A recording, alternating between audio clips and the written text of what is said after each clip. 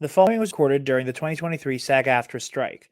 Without the hard work of the laborers and actors fighting for their rights, the stories we love would not exist and these conversations would not be possible. For more information on how to aid the strikers, go to the link in the description down below.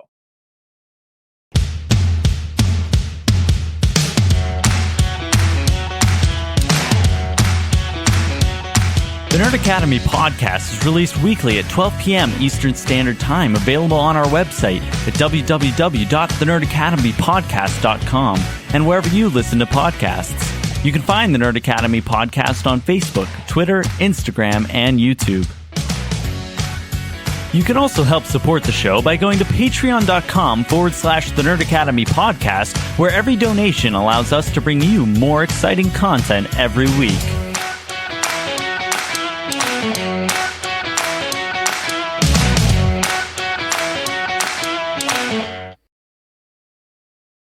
Good morning, class, and welcome back to the Nerd Academy podcast, your source for nerddom news and commentary.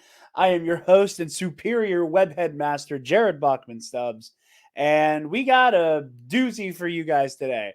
I said on our Five Nights at Freddy's review that I did with the lovely Boop of the Nerd Herder podcast that we would be talking about this article this weekend. I also have some thoughts about MCU, The Reign of Marvel Studios. I haven't finished the book yet. I'm about a quarter of the way through, maybe a little bit further. I can't remember. It's very fascinating. I'm excited to talk about it as we go with all of the juicy discourse. I'm seeing Alden reply to my tweet about recording the episode in real time. Speaking of, I am not alone. Travis is not here. So the only way to substitute Travis is the one and only Alden Diaz of Octo Radio and Casterly Talk. I'm so tired of this, Jared. And another thing, are you able to promote yet? Yeah, when this comes out, we will have already announced anytime with Ken and Alden, myself and Ken Knapsack, a new talk show not tied to any particular fandom, where we'll talk about life and politics and current events and love and sex and music and everything in between. So that's going to be coming out. So give us a follow. That's going to be an exciting venture, and I can't wait. Yeah, I cannot wait. I don't. A lot of the podcasts I listen to are very much rooted in their subject matter. Mm-hmm. Right. For your knowledge fights, your QAnon Anonymouses. I think Behind the Bastards might be the only conversational show, and even that's the guy who knows thing with a rotating guest of person who doesn't know the thing.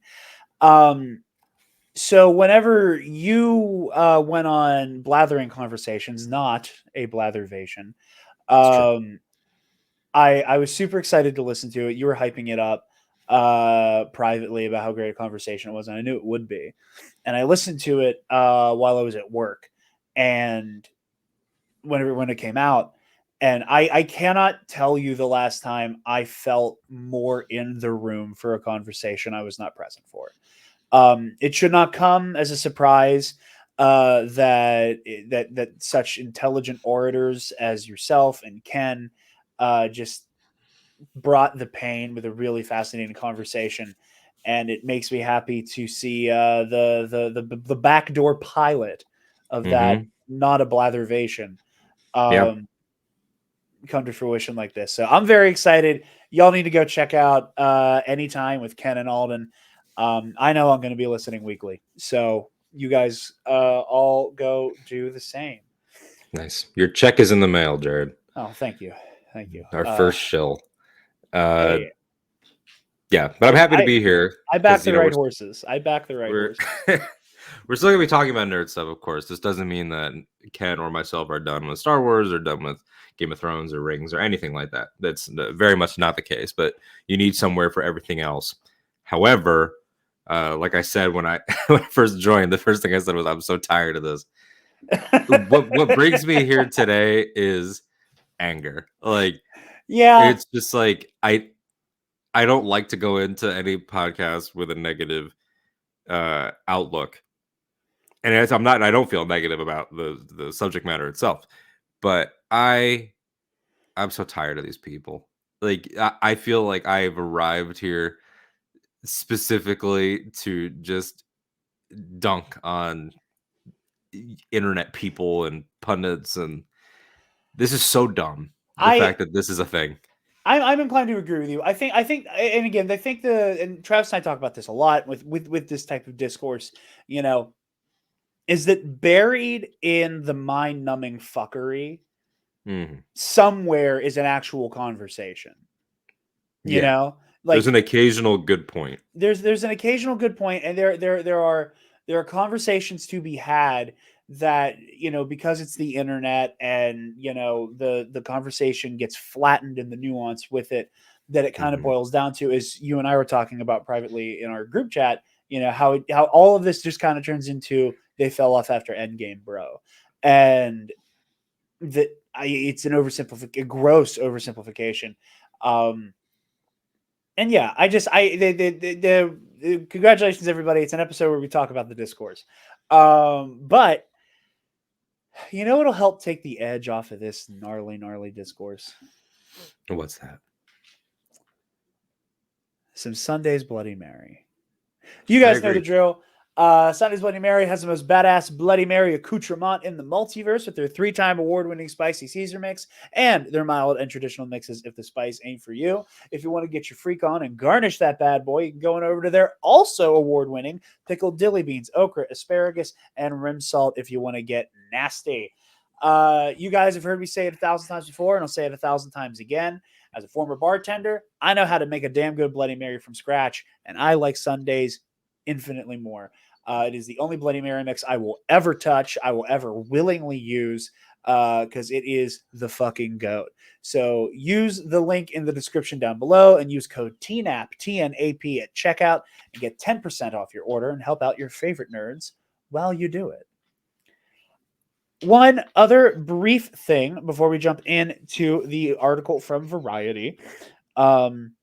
And have that conversation. We do have some continuing negotiations going on between the AMPTP and SAG-AFTRA. SAG-AFTRA released a statement late last night saying, "Dear SAG-AFTRA members, the negotiating committee will be meeting Saturday morning to prepare for across-the-table talks with the AMPTP in the afternoon." So it looks like the conversation is continuing.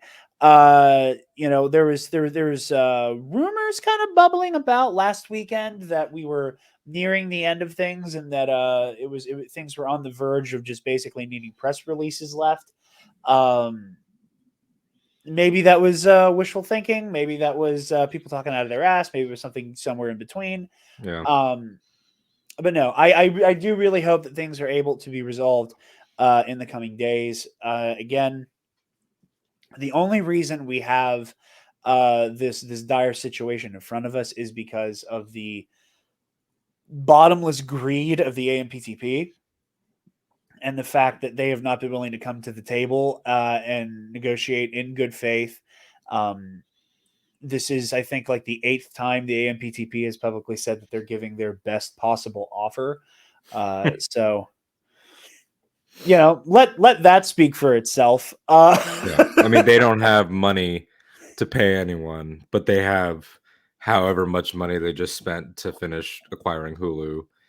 And it's a farce. The entire thing is this. This is theater. There is money. It's ridiculous. And as we'll get to in this article, when you see how much was spent on each episode of She-Hulk, which is not a lot of that has turned into they spent that much money on that garbage show. That's not even what I'm saying. I'm just saying it was their lowest stakes like sitcom show. Yeah. It was their half-hour comedy, and they were spending more than every episode of Game of Thrones, including the final season where everything looked like a movie. Yeah. So yeah, there's money. Let's not act like there isn't. There's money. And let us also not forget the fact that they're boasting about the money they've made during the strike, pretending that they Yeah, haven't lost money because of the things they couldn't put out. and they've released numbers which they never used to do.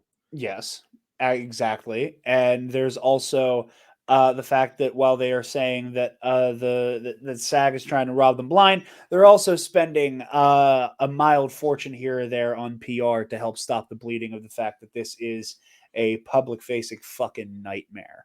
Mhm. Um, So yeah, stand in solidarity. As I said in the intro, I reiterate here, the top link in the description is for the Entertainment Community Fund, so you can guys help keep the strikers boots on the ground. Again, if the NPTP lives up to their fucking terroristic terms, this might be the last session of if this falls through, this might be the last session of negotiation in the calendar year of 2023. Which means that any output for next year is doomed. And that's on them. So, Yep.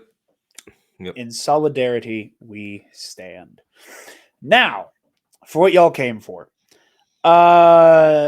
This past week, from Tatiana Seigel of Variety, a bit of a hubbub was made with an article that if your only source for entertainment news is TikTok and Twitter, you'd think that the name of the article was Marvel in Shambles. It might as well have been. It might as well have been. What's the actual name of it? Crisis at Marvel. Oh, please. Jonathan Majors' backup plans, the Marvel's reshoots, reviving original Avengers, and more issues revealed.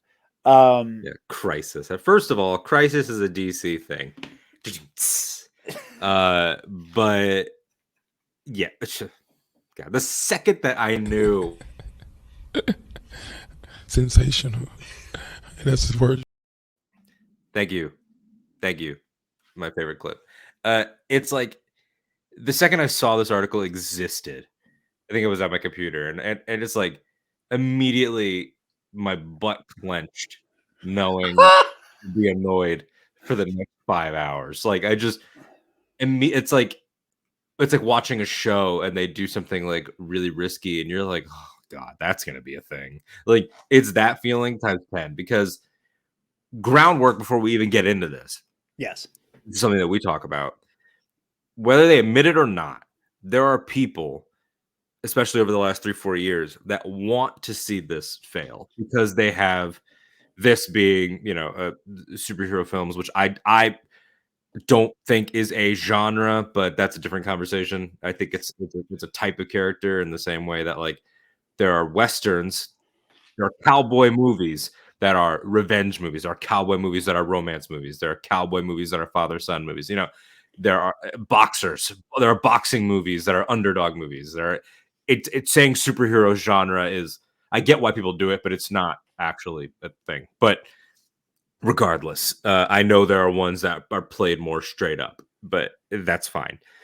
But at the end of the day, we've convoluted the conversation to the point where, and we like muddied the waters to the point where the term superhero movie and Marvel are used interchangeably, which is a big thing, because like people will be like, they'll see Flash and they won't like it, and then Marvel's is coming up and they're like, it's these superhero movies, and it's like, those are completely different companies, goals, situations. But regardless, so that's a problem. The other problem is like, God, just leave this man alone. The Martin Scorsese of it all, an 80-year-old man with nothing but love for movies, just living his life, making TikToks with his daughter, making masterpiece prestige cinema. He said a couple of things, none of which actually insult any Marvel movies specifically. I don't know. They're not real cinema. I compare them more to theme park rides. I do think it was not the phrasing I would have gone with. But as he's been asked about it continually and it keeps coming up, he's never said what people read into that, which was, he's never been like, the characters are bad, the filmmakers don't know what they're doing. I think he's just making the distinction between the same distinction people have made forever between popcorn movies and Oscar movies. That's what we grew up on. Is it popcorn or is it Oscar bait? I think his language just replaced that. I don't think he actually has it out for this stuff as a human being. Like, Francis Ford Coppola, one of his best friends, likes Black Panther and like sat there, watched it, and sat with Ryan Coogler and gave him recommendations and notes, and like his other best friend is George Lucas, and his other best friend is Steven Spielberg. So it's like, I really don't think that crowd cheer applause movies are his issue. I think what he's talking about and has been talking about is the fact that we live in a world where the middle movie is gone. When we grew up, there were movies that were just like coming of age movies. We grew up in the rated R comedy sort of boom of Superbad and Knocked Up and Step Brothers and like all those movies. Those are gone. It's just you get one here and there, but it's either we spend all the money and it gets released everywhere and it dominates and theaters can only show that. And so people only know that. And so kids only grow up on that and they think that's just what movies is. Or you're down here and you have his like masterpiece films that he's making at age 80 that have to get released on Apple TV Plus. So it's like, I get the argument is why only this? And that's a much bigger conversation, but people latch onto that and they take like the theme park comment and they're like, see, a masterpiece filmmaker said that they suck and they're stupid and it's like, no, he's just saying that they're crowd entertainment more so than like, I don't think anybody's going to echo a Native American character for the same reasons they're going to Killer of the Flower Moon. Like it's just, they're not the same, and that's okay. He never said that those don't have a place to exist. But people latched onto that and have made it this shouldn't exist. Oh, it's so over. Oh, Fahey. Oh, it sucks. It was always bad. Or it's been bad only since 2019. So this has been bubbling and boiling before any of these perceived issues. And frankly, it's annoying because I don't understand. It's the same as like music, like real music. That gets thrown around a lot. That music's probably the worst. Dude, I hate it so much. I want to run into traffic every time I talk about hip hop with somebody who's like 5 years older than me. Yeah, and 5 years older than like, you. Yeah, especially where you are. You're up in in Latrobe. Hey, not anymore. I'm more in the city, so like the takes have gotten better. No, but I don't play Kendrick Lamar and then hear a room full of retirees start saying shit you'd have heard in Alabama in the 60s.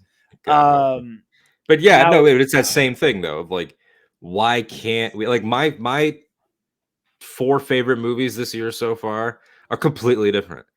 I have a space blockbuster. I have Oppenheimer. I have a lesbian teen violent comedy.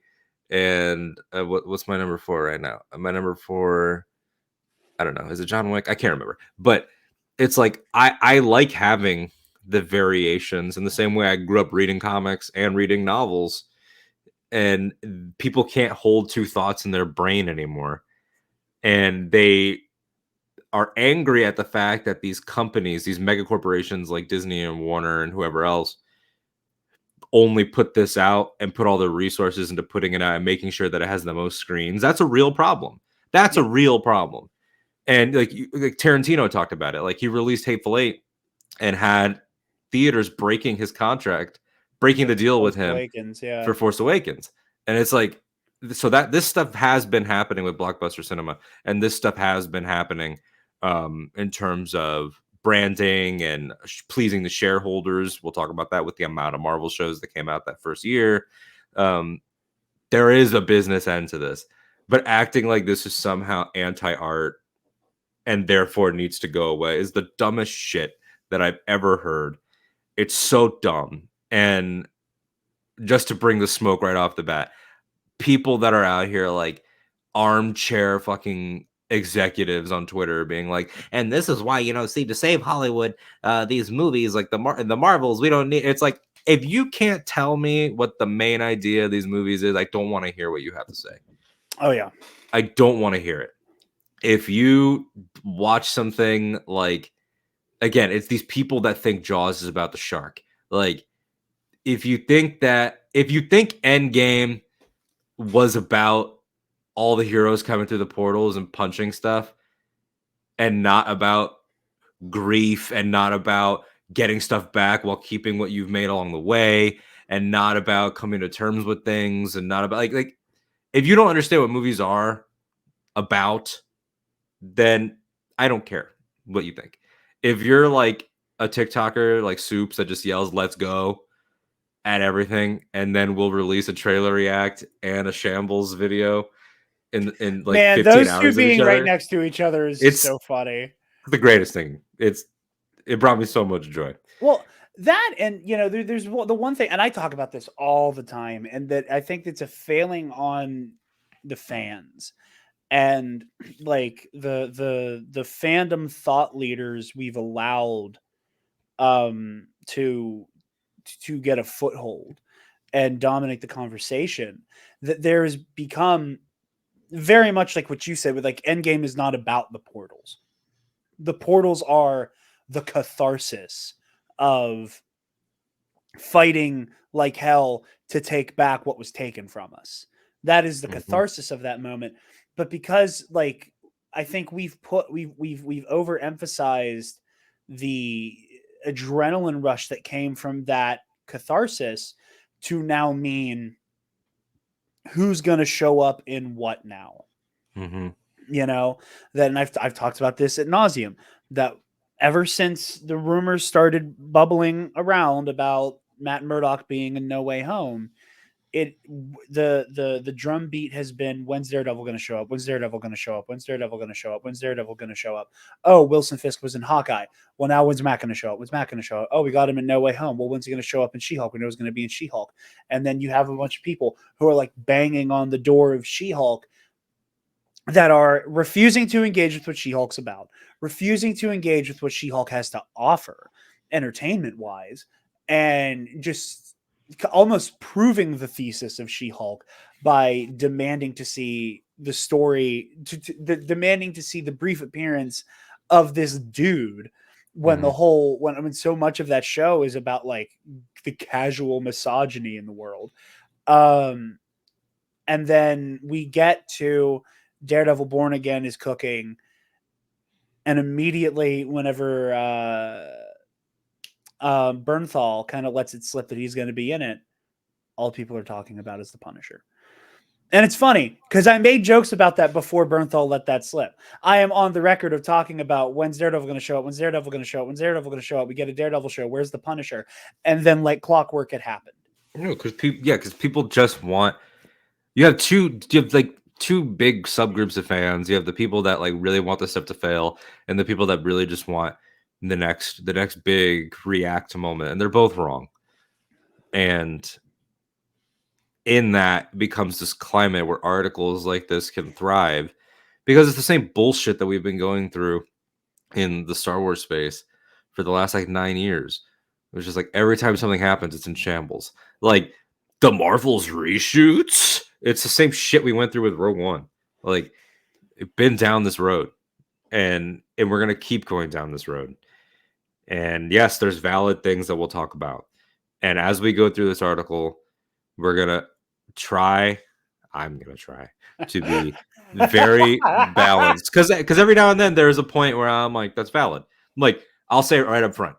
Everything about the treatment of VFX and production workers is so valid, and I'm so glad that Marvel Studios VFX workers, Disney Motion Pictures VFX workers, and I believe now Disney Production are all unionizing.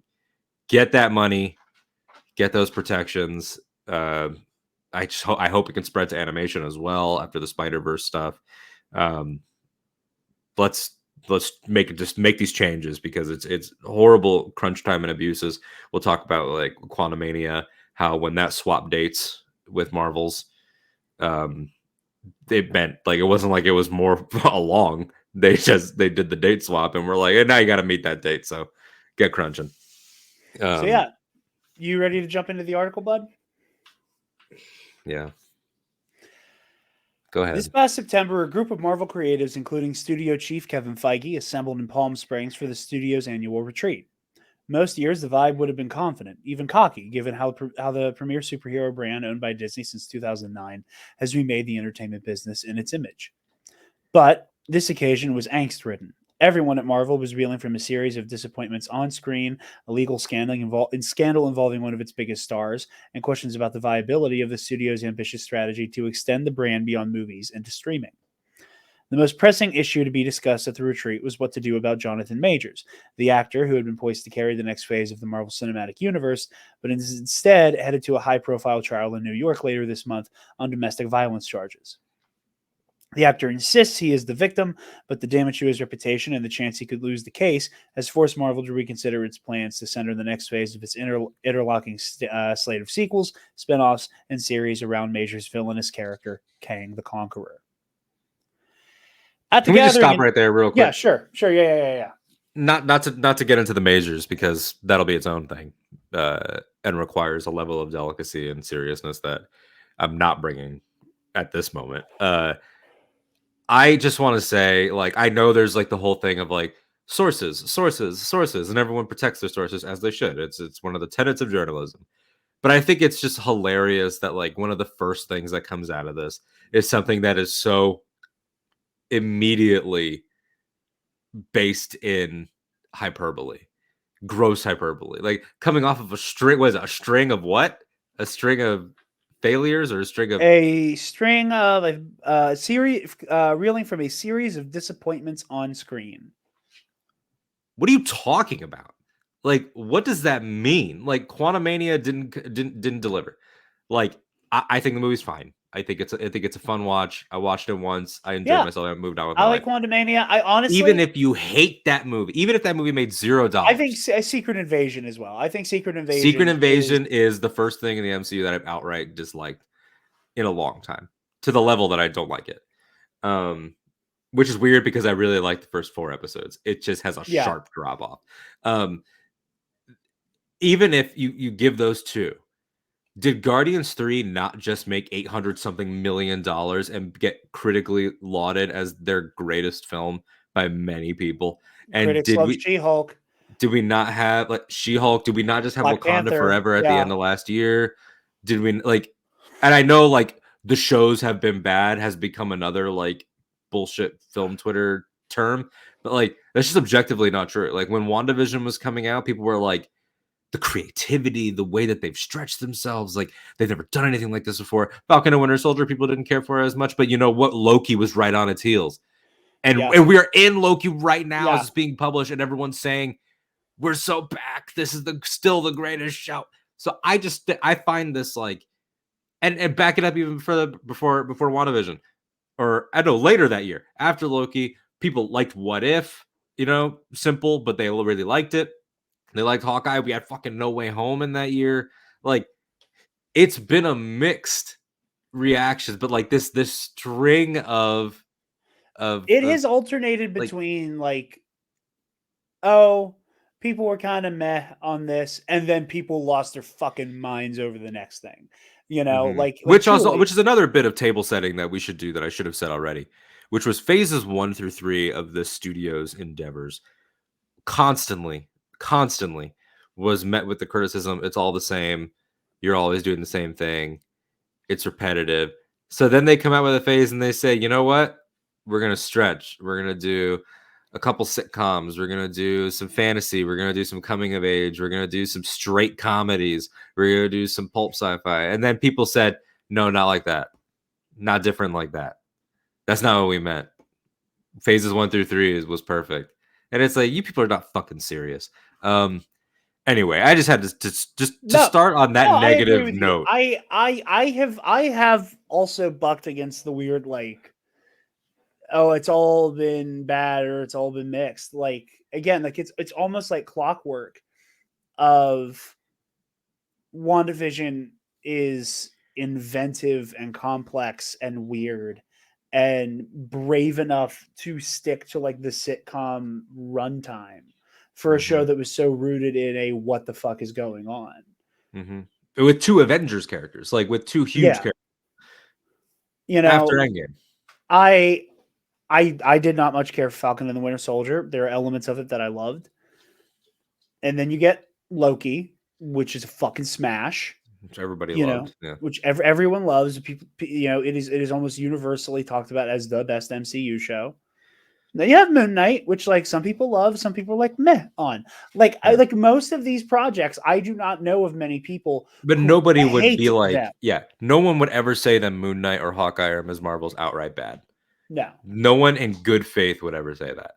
Because even if you're like, the middle episodes dragged, it's a little stretch, which is part of what they're going through, which is they've been making films and chopping them into 6 parts. They've been treating it like films. Now they're not. And this is the second or third time that they've restructured how they do TV. There was a fucking corporate civil war over TV and whether or not it was going to count and be canon and Feige threatening to quit and blah, blah, blah, blah, blah. We've been down this fucking road more than once. So yeah, just the article starting with that negative tone immediately told me, oh God, like we're in for one. Like this is a immediately, like I would love to see this again. It's not personal. I'm not being like fire this writer. That's stupid. But I would love to see their letterbox scores for the past few. Like, are they just hating? Like, I don't know. Anyway, but that's just ridiculous, especially with Guardians 3 and Wakanda being 2 of the last 3 movies. Yeah. Like, get out of here. Get out of here. At the gathering in Palm Springs, executives discussed backup plans, including pivoting to another comic book adversary like Doctor Doom. But making any shift would carry its own headaches. Majors is already a big presence in the MCU, and including as the scene-stealing antagonist in February's Ant-Man and the Wasp: Quantumania, and has been positioned as the franchise's next big thing in this season of Loki. Particularly in the finale, which airs on November 9th, and sets up Kang as the titular star of the 5th Avengers film in 2026. Marvel is truly fucked with the whole Kang angle, says one top deal maker who has seen the final Loki episode.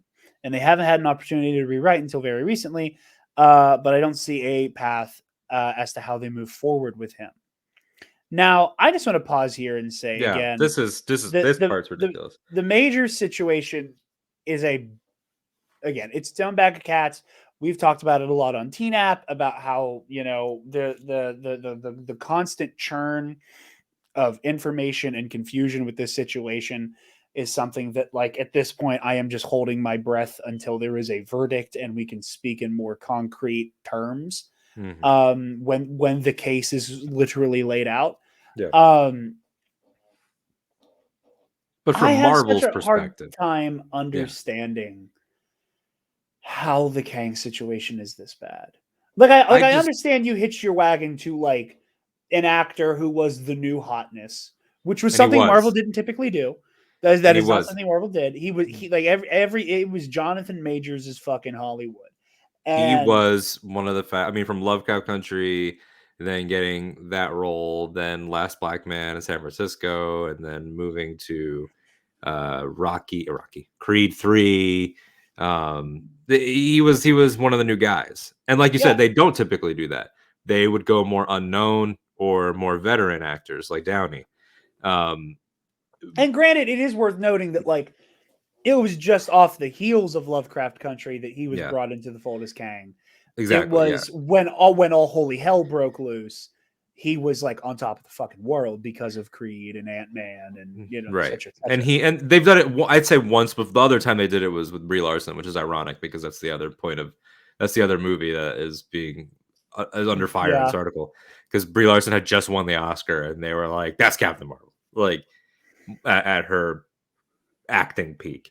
But regardless, I agree with you. Like, I don't want to say his alleged crimes aside, because it's serious and I don't mean to be flippant about it, but I just mean from the business point, from Marvel's side of things, how would they be, how are they afraid of this? How are they, like, this is a studio that has recast roles before, is about to again. Harrison Ford next year in Captain America 4 is a recast of William Hurt.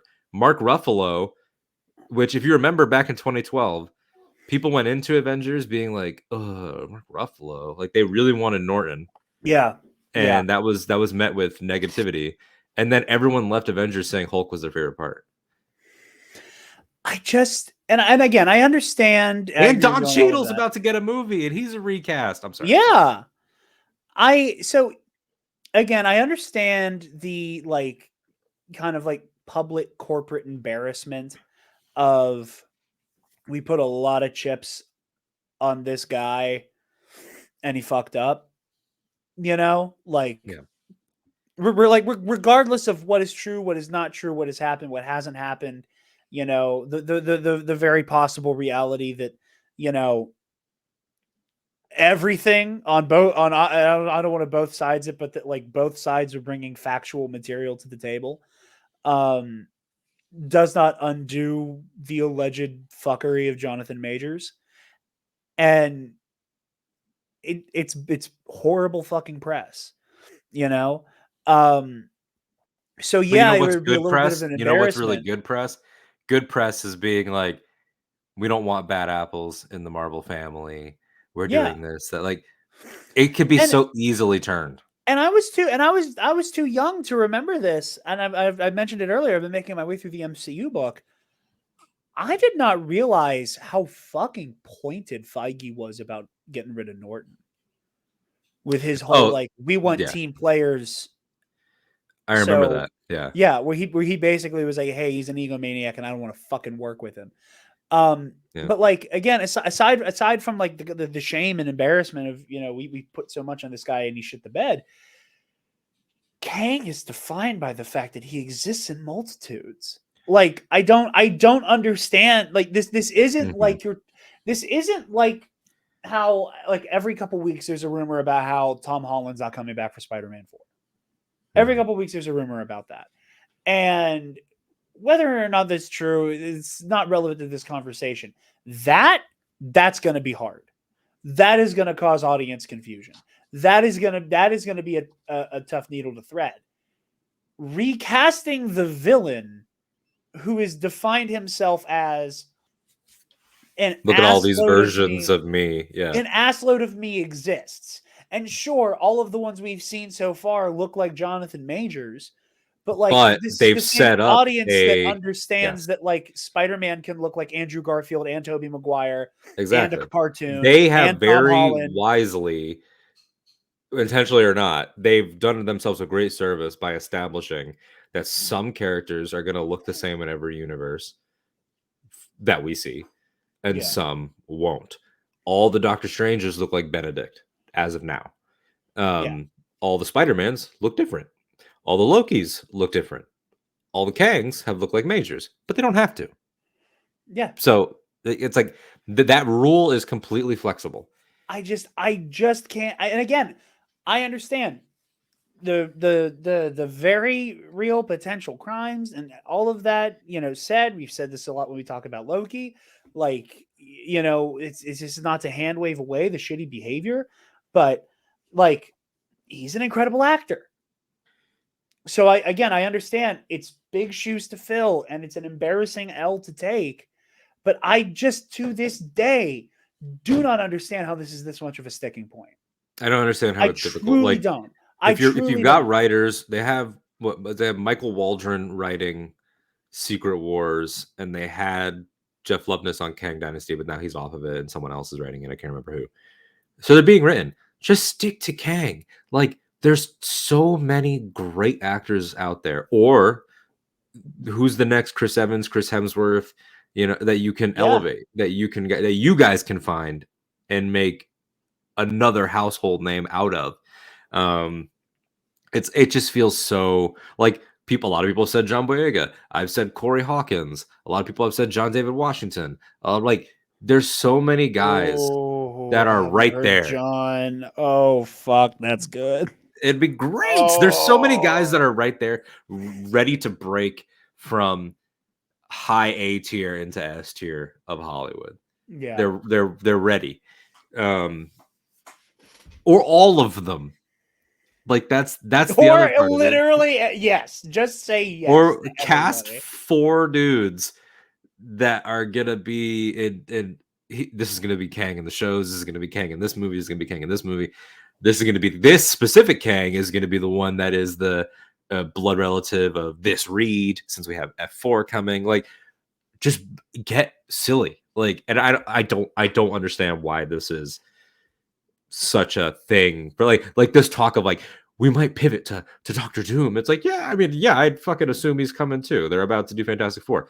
Duh. Like, it doesn't shock me that he's on the mind, but it shocks me that they're See, like, should we rush his debut? Like, whenever people, and maybe this is me like using the source material as a Bible too much, but like whenever it was like is like Fantastic Four and then Kang Dynasty and then Secret Wars, in my mind, I'm like, okay, so Doom's gonna usurp Kang, or something. right? Yeah. Like we're gonna get God Emperor Doom, and then the MCU is remade after that.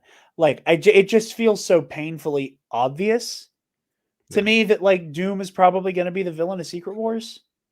Mm-hmm. But I don't know. I felt like that writing was on the wall. Maybe I'm wrong. Maybe I'm wrong. Whatever. Maybe we'll know. Maybe we'll never know. Beyond the bad press for Majors, the brain trust at Marvel is also grappling with the November release of The Marvels, a sequel to 2019's blockbuster Captain Marvel that has been plagued with lengthy reshoots and now appears likely to underwhelm at the box office. This is all an unprecedented turn of fortune for a company that has enjoyed a nearly uninterrupted string of hits ever since it started independently producing its movies with 2008 Iron Man.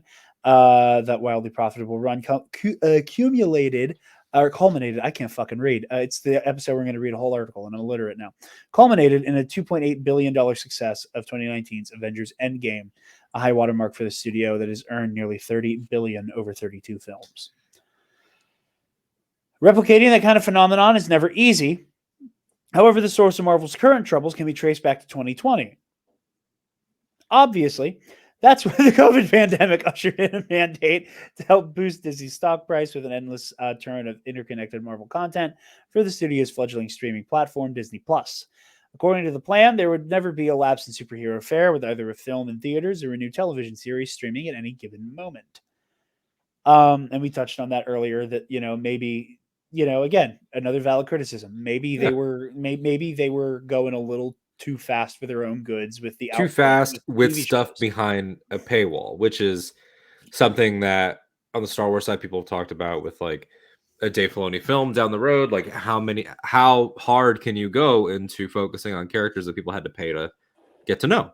And the Marvels, it fucking sucks that the film led by 3 women, directed by a woman of color, 2 of the 3 leads are women of color.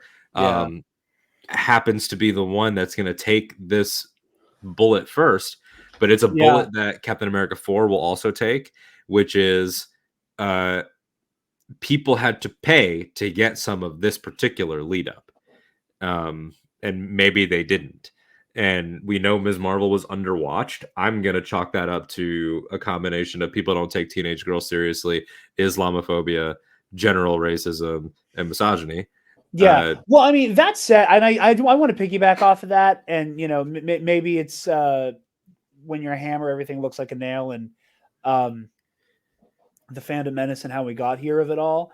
Another element to the mixed reception of Marvel stuff in the last couple years. I'm sorry, you're never going to convince me that it is not. A chunk of it is not rooted in bigotry. Because Phase 4 is the most diverse phase by a mile. You're not gonna convince me that's not true. No, You're yeah. never gonna be able to do it. Eternals has a diverse cast with people of color, a disabled individual who Makari being deaf, played by Lauren Ridolph, Asian woman directed that film. Then you've got Ms. Marvel. Then you have, even Moon Knight. Not that Oscar Isaac is, people aren't hating on him for being Latino, but he is. Falcon and Winter Soldier. Well, people sir did come down hard. Layla was the name of the Scarab lady. I can't remember. Yeah, Scarlet Scarab, Layla. Yeah, Scarlet Scarab. Yeah, like people lost their minds over that. People like again, and no, it's a part of it. It's a part of it. How much of Love and Thunder before the movie came out, and like people have valid reasons to not like it. And one of our best friends, Trey, hates that movie. But you look at a lot of it was Lady Thor from people that never read the Jason Aaron run. It didn't understand that it was a story about someone finding their strength amidst a cancer battle. No, to them it was Thor's a girl now. Yeah, no, that's a huge part of this, and it's culminating now in the Marvels because Brie happens to be their boogeyman for making innocent comments about how media needs to be like have more voices at the table. So that's a huge part of it. It's not a coincidence that it's all in shambles once they get to the phase where they start bringing people to the table. Well, and I also think that there's this snake eating its own tail effect here at play, where we saw it happen with Star Wars. You and I talked about it for like 3.5 hours one time. It is the episode of this podcast that is put as the recommended thing on every episode, and I did that on purpose. That with Star Wars, there was this moment that happens with that franchise in particular, for whatever reason, of this thing's new. And for whatever reason, it doesn't feel like the thing I knew. So because it's new and different from what I remember, I feel weird about it. And I don't know how to feel about how I feel weird about it. And because I like this thing, I watch people talk about it on the internet. And because the fucking sludge rises to the top, you end up with all of these fandom menace grifter shitheads who get to lead the conversation and start doing all the weird woke broke shit. And while flattening the comic book movie cape shit space wizard demographic to straight white dudes is reductive, it is still a large market share of that demo. So you have a large number of these guys who are who are culturally and have an implicit bias to not like fully appreciate these stories that are being told that don't center them the same way that most other superhero and cape shit narratives do. Yeah. They turn to these, awful thought leaders who give them the easy out of get woke, go broke. Especially because, which as we know is stupid because they certainly did not go broke. But it's just like, we also have to keep in mind, like these echo chambers are internet echo chambers. Yeah. Like there are the vast majority of moviegoers that are not in movie Twitter are just like, oh, I'll go see that one. It looks interesting. Or they're like, Yeah. I'll wait for the Blu-ray on that one. Like they're just making basic decisions. But even Variety is stuck, just by being a legacy publication, is stuck pandering to the fucking to the clicks. That's Yeah. So I do think that so when you take, and again I've said before, the Marvel fandom took the MCU zeitgeist fandom, which is basically all entertainment consumers essentially, did to themselves what it took Star Wars fans about a decade or so to do. And speed ran that process. Yeah. And now we've arrived at this issue where they're doing all of the same things, but at this like heightened rate where like it's just moving faster and faster and faster. And because it's like, yeah, well, it's not about Iron Man, Captain America, and Thor anymore. And I don't know how I feel about that. And I miss those characters. And I related to those characters more than the Muslim American girl from Jersey or the African princess or, this or that or this or that or this or that. That, well, I don't know how I feel about that. Well, it's not about me, so therefore it's bad. And because it's not about me, I'm going to make it, that's inherently the problem, is that it's not about me. Like you can't convince me that weird mix of toxic nostalgia and inability to move on from what is comfortable does not then dovetail into being like a backdoor into like the fandom menace radicalization. You can't convince me these things are not connected. You can't. You never will be able to convince me that I'm wrong. That is not, maybe not the majority of the problem here, but it's part of it. And a lot of the other people, thing, and a lot of the not necessarily bigoted creators are all like tangentially related, and maybe it's not their fault that that's how the algorithm works, that when you start, consuming a surface level, rudimentary, intentionally obtuse analysis of this media that the next thing down the line is Nerdrotic or Knights of Melvin or whatever the fuck, it's the same thing that happened in YouTube on YouTube in the 20 teens. You watch an edgy YouTuber who's playing Call of Duty, and inexplicably, what's the next thing in your suggested feed? Ben Shapiro owns radical leftist. Like, it's the same thing happening. It's just the nerd sphere has corded off its part of the pipeline to be its own terrifying superconducting loop of fuckery. So that's part of it. Yes. You know what the other part of it is? We've already talked about it.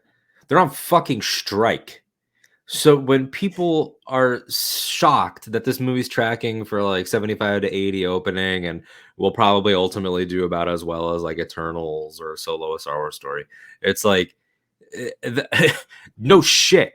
They had this set up for the fall to be the feel-good press tour probably ever. These 30 women going on Jimmy Kimmel, going on Jimmy Fallon, going to Disney. This was going to be one of the like, we're banking on the actors, we're banking on social media, this was going to be one of those, especially to offset the you didn't watch Miss Marvel, or you didn't watch Miss Marvel, you didn't watch WandaVision, you didn't like the value of having Secret Invasion because fucking Fury's here. Like, the value of having Iman Vellani on television being like, I've always looked up to Brie Larson the way that Kamala's always looked up to Carol, like, is so that is so important. And it just it's the wrong time. I wish that they would have pulled a Dune and pushed this to next year. Yeah, I really do. Stubbornness will bite them here. And so everyone's gonna get fucked for this. Yeah, the stubbornness will bite them, and then the fandom menace gets a talking point to run around with, because the Marvels didn't make $1 billion in 2 days. And that's the standard that we have set for these movies, that for whatever reason they have to rise to this unprecedented occasion, and everything gets compared to Endgame when you can't fucking do that. Which is another thing that people like Scorsese and other people have talked about, which is the fact that we've moved this bar higher and higher and higher and higher financially. It's like, you know how many movies and how many movie studios and directors would kill for an $80 million opening? Yeah. That's a great fucking opening for a normal movie. But it's not normal stakes. And that's part of the problem, which we'll get to with Blade, which is later in the article. Yeah. But the ensuing tsunami of spandex proved to be too much of a good thing, and the demands of churning out so much programming taxed the Marvel apparatus. Moreover, the need to tease out an interwoven storyline over so many disparate shows, movies, and platforms created a muddled narrative that baffled viewers. No. The stuff that's about the multiverse has been about the multiverse very consistently and clearly. There's some stuff that just exists. Like Guardians 3 is not building toward a larger plan. The holiday special was not. Werewolf by Night was not. Moon Knight. The only thing Moon Knight teases is more Moon Knight. That's the only thing that it does with its after credit scene. And this is just patently false. This is a Facebook talking point. Shared universes. It's like, yeah, they exist in the same world, but like, most of Phase 4 has been criticized for not building toward a more clear thing. But now the problem is that it was demanding too much and building toward a thing. All right. Keep going. Well, there's that, but there's also, again, we knew, no pun intended, because it was still called Infinity War Part 2, we knew what the end game was like halfway into Phase 2. Yeah. So then we as the audience got to go, okay, so this is going here, this is moving there. You see how the puzzle pieces are moving. That once we got Kang Dynasty and Secret Wars, or these are the next things. And then, which was painfully fucking obvious to anybody who was paying attention, that it was like, well, yes, of course. Now we know what all this is building towards, what it represents, what it means. Not every movie, Phases 1 through 3, built towards Infinity War. They didn't. Some of them like laid the pieces for where the characters would be at, and that was enough of the table setting. But like the same things at play here. The Marvel machine was pumping out a lot of content. Did it get to the point where it was just too much and they were burning out people on superheroes? It's possible, says Wall Street analyst Eric Handler, who covers Disney. The more you do, the tougher it is to maintain the quality. They tried experimenting with breaking in some new characters like Shang-Chi and the Eternals with mixed results. With budgets as big as these, you need home runs, which again we talked about. You know, the constantly ratcheting up of the box office or the budgets. Blah, blah. The Marvels, which opens in theaters on November 10th, will struggle to get the ball past the infield, at least by Marvel's outsized standards. The movie, which cost $250 million, sees Brie Larson reprising her role as Captain Carol Danvers. Dragon opened $75 million to $80 million, far below the $185 million Doctor Strange in the Multiverse of Madness took in domestically in its debut weekend last year. Now, this is a argument that drives me fucking insane. It does. Because 1, they didn't come out at the same time of year. 2, there wasn't a strike. 3, multiverse is coming off of Spider-Man. Well, yeah, and like I don't think, and Spider-Man and WandaVision. Spider-Man and WandaVision. So like Multiverse of Madness almost felt like its own like culminating event. Yeah. For like the first chunk of the multiverse saga. But the other issue I take with it is this like weird framing of like, well, yeah, like not to get into the whole, are you coming for the story, but or are you coming for the set dressing? But like, we were promised some crazy cool shit in this one. You know, like the trailers were showing us Charles, like Patrick Stewart as Charles Xavier, and it was basically known to the world that the Krasinski Reed Richards shit was going to happen. You know, like there was just like Multiverse of Madness felt like one of the building blocks of the multiverse saga. The Marvels also does not necessarily feel like it's one of those direct, this is feeding into the big story beats. And that's before you factor in, you know, a May blockbuster versus a November strike, the, you know, like all of that. It's just picking something random. Like they didn't even pick the most recent movie. Yeah. Like they just picked a random. Okay, it's dumb. Let's continue. Directed by Nia DaCosta, The Marvels unites Larson's heroine with superpowered allies Teyonah Parris's Monica Rambeau and Aman Vellani's Kamala Khan. But instead of seamlessly building on the success of Captain Marvel, this movie resulted in 4 weeks of reshoots to bring coherence to a tangled storyline. Something that happened with almost every single Phase 1 movie. Every Phase 1 movie, Rogue One, tons of every blockbuster movie goes to reshoots. Every single one. Yeah. And reshoots are not inherently bad. They're not inherently bad. Yeah. There's just examples of reshoot movies that were reshot that were like a fucking nightmare, like Suicide Squad, you know? Yeah. And you have like James Wan the other day with Aquaman 2, where like they said the same thing about Aquaman 2. Maybe some of it's true, but he came out and was like, yeah, reshoots take forever because people move on to other jobs. And so you have to get them back and schedule, and it takes a while. Speaking of, then eyebrows were raised again when DaCosta began working on another film while The Marvels was still in post-production.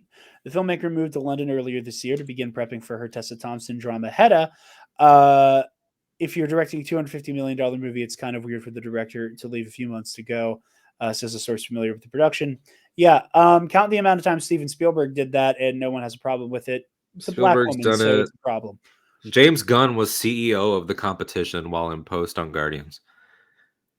Like, this is a nothing fucking point. First of all, there's already competing stories because Collider says that's not true. Not that I think Collider is at all a source that I take seriously, because they're not.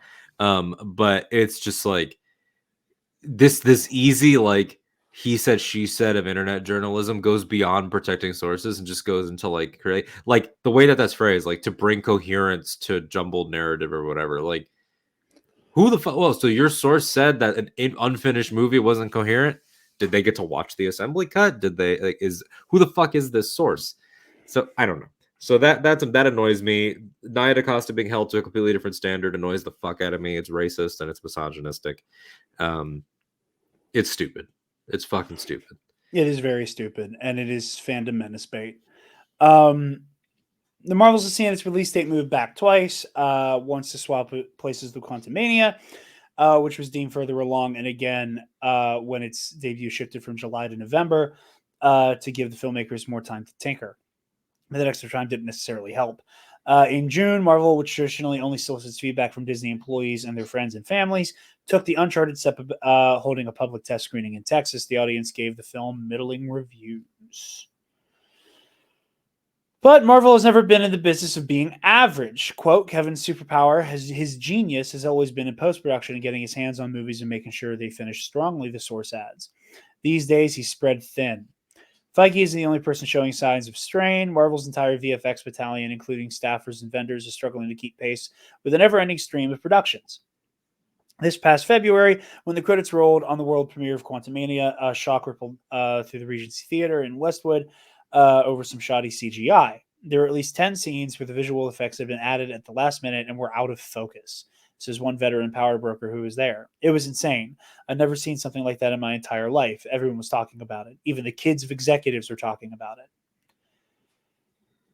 And again, that's on Disney. That's on Marvel. Shitty practices here. I don't think a single person would be disappointed with the movie getting pushed back several months because it assures a better product for the consumer and not horrible working conditions for the people who make it. The schedule swap with the Marvels had left Ant-Man in the squeeze, pushing up its post-production schedule by 4.5 months. Marvel films are known for coming down to the wire, given Feige's ability to, quote, film the runway and land a plane that way, unquote, says one executive familiar with how the company operates. But this level of unfinished was unprecedented and would be noted in scathing reviews when the tentpole with a $200 million budget opened 11 days after the premiere. Critics weren't the only ones dismayed, fed up with 14-hour work days with no overtime. Marvel VFX workers voted unanimously to unionize in September, sparking an industry-wide trend. Good. The year 2023 was the straw that broke the camel's back, says former Marvel VFX assistant coordinator Anna George, who appeared before Congress Labor Caucus on October 19th to testify about the studio's untenable deadlines and working conditions. The pay and long hours at Marvel were the reason we had to start our unionization process there. The conditions were completely unsustainable. Disney's top brass, including newly returned CEO Bob Iger, was said to be apologetic about Marvel's VFX troubles. 1 month after the Quantumania premiere debacle, the guillotine fell on Victoria Alonso, who oversaw the studio's physical production, post-production, VFX, and animation.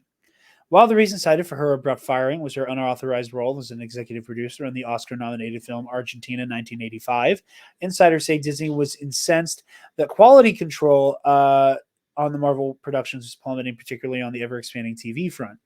The VFX logjam had been evident for some time, but the final effects for Disney Plus series such as WandaVision and She-Hulk Attorney at Law inserted after their streaming debuts. That Alonso was busy promoting her art house project while Rome Burns certainly didn't sit well with Disney's leadership. Alonso's attorneys say her client is unable to comment. Again, I take more umbrage with the working conditions than anything here. Alden, I know you personally have never been one to really make a fuss out of CGI stuff. Well, my issue is this.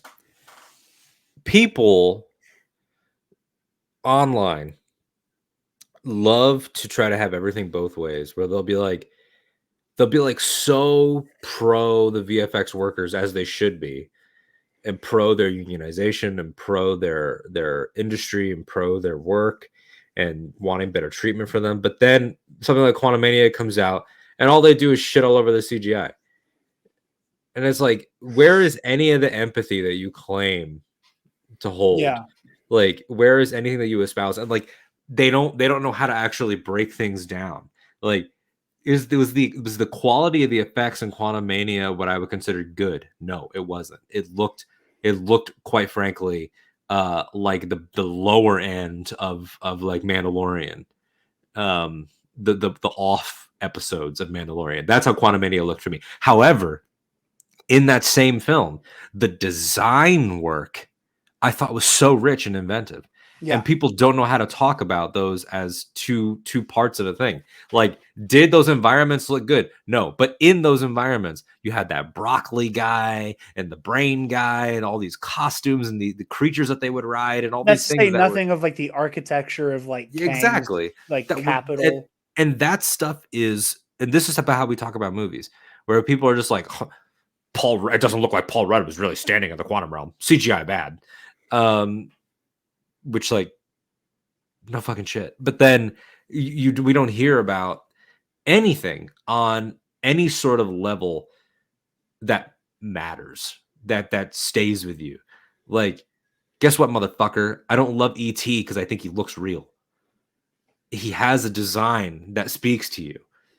Like, there are things about him that work in a certain way, and we've destroyed the way that we talk about these things, and we just shit all over it. And it's always CGI bad, practical good, when most of the time people can't tell you the difference. And great CGI is not noticeable. Like, real sets, practical effects is what they sold Force Awakens on from a production level. It has more effect shots than most movies of that year. And of its kind. Phantom Menace has the most practical shots and the most practical effects. And so it's like, people don't know what the fuck they're talking about. And I feel for these workers, and the treatment has just been awful. And hearing about what happens in these movies is awful. These 16-hour days and nothing extra, and these ridiculous standards. And, you know, the Latin woman taking the fall in terms of this. I'm not saying she was perfect, you know, and I'm also not saying she's hurting. You know, she's an executive at $1 billion company. I'm sure she's gonna be fine. Yeah, but and she's been there since day one. Like, I think that a true day one. Yeah, like, again, this is one of the things that, like, from the MCU book, like, it was her, D'Esposito, and Feige. Like, that was the fucking Marvel triumvirate. And so it's like, this is a complicated issue, and it's like, again, it's about a deeper sort of media literacy and like an understanding. Like, the CGI, like, okay, yeah, maybe it wasn't great, but what happened in that CGI environment? What was going on? Like, you don't like the way the quantum realm works, okay, but like, do you understand what it meant for Janet and Kang to be trapped there? Do you understand the characters? Do you understand what Scott and Cassie are going through as she continues to become more like Scott while Scott continues to change? Like, there's all, and you don't have to like any of it, but it's just this dishonesty, like, that we act like these films are like shitty Walmart bin PS1 games with nothing going on except polygon graphics. Like, it's so dumb and frustrating. And I don't know, a part of it is just because the more film nerds, not even film nerds, the more just average nerds know about the way movies are made, it's like the less they understand them. Yeah. It's so weird, you know, turning movie talk into sports talk radio. Cursed us all. But I don't even remember where we are in the article anymore. You can keep going. But some internal sources suggest Alonso was the scapegoat and point to the She-Hulk VFX issues as a symptom of a deeper rot, namely a lack of oversight on script development. In the original arc of She-Hulk, a flashback of Tatiana Maslany's transformation into She-Hulk didn't take place until episode 8, the penultimate episode. But after Marvel's Brain Trust watched footage, it realized the scene needed to happen in the pilot episode so that audiences would see more of the character's backstory early. That meant that the VFX team was tasked with fixing the mess in post-production. The so-called bad VFX we see is because of half-baked scripts, says one person involved with She-Hulk. That is not Victoria, that is Kevin. And even above Kevin, those issues should be addressed in pre-production. The timeline is not allowing the Marvel executives to sit with the material. And again, and that's valid. That's valid. That is valid. Not only is that valid, we know that is being remedied now. Exactly. This is a thing that, like, again, not that companies need us to defend them. That's the thing that I want to make very clear, because we're going to clip this section out and it's going to be posted. And you love to have these guys that think they're so fucking smart that with like 6 numbers at the end of their Twitter handle that show up and are like, they show up and they're like, oh, you're in a cape for $1 billion. You're a corpo. It's like, no, I'm not. It's just saying like these are creative people. Like I know people. I am in terms of like friend groups. I'm 3 connections away from Kevin Feige. Like one of my best friends just hung out at a birthday party with that Feige was at, that Giacchino was at. Like this is a real person.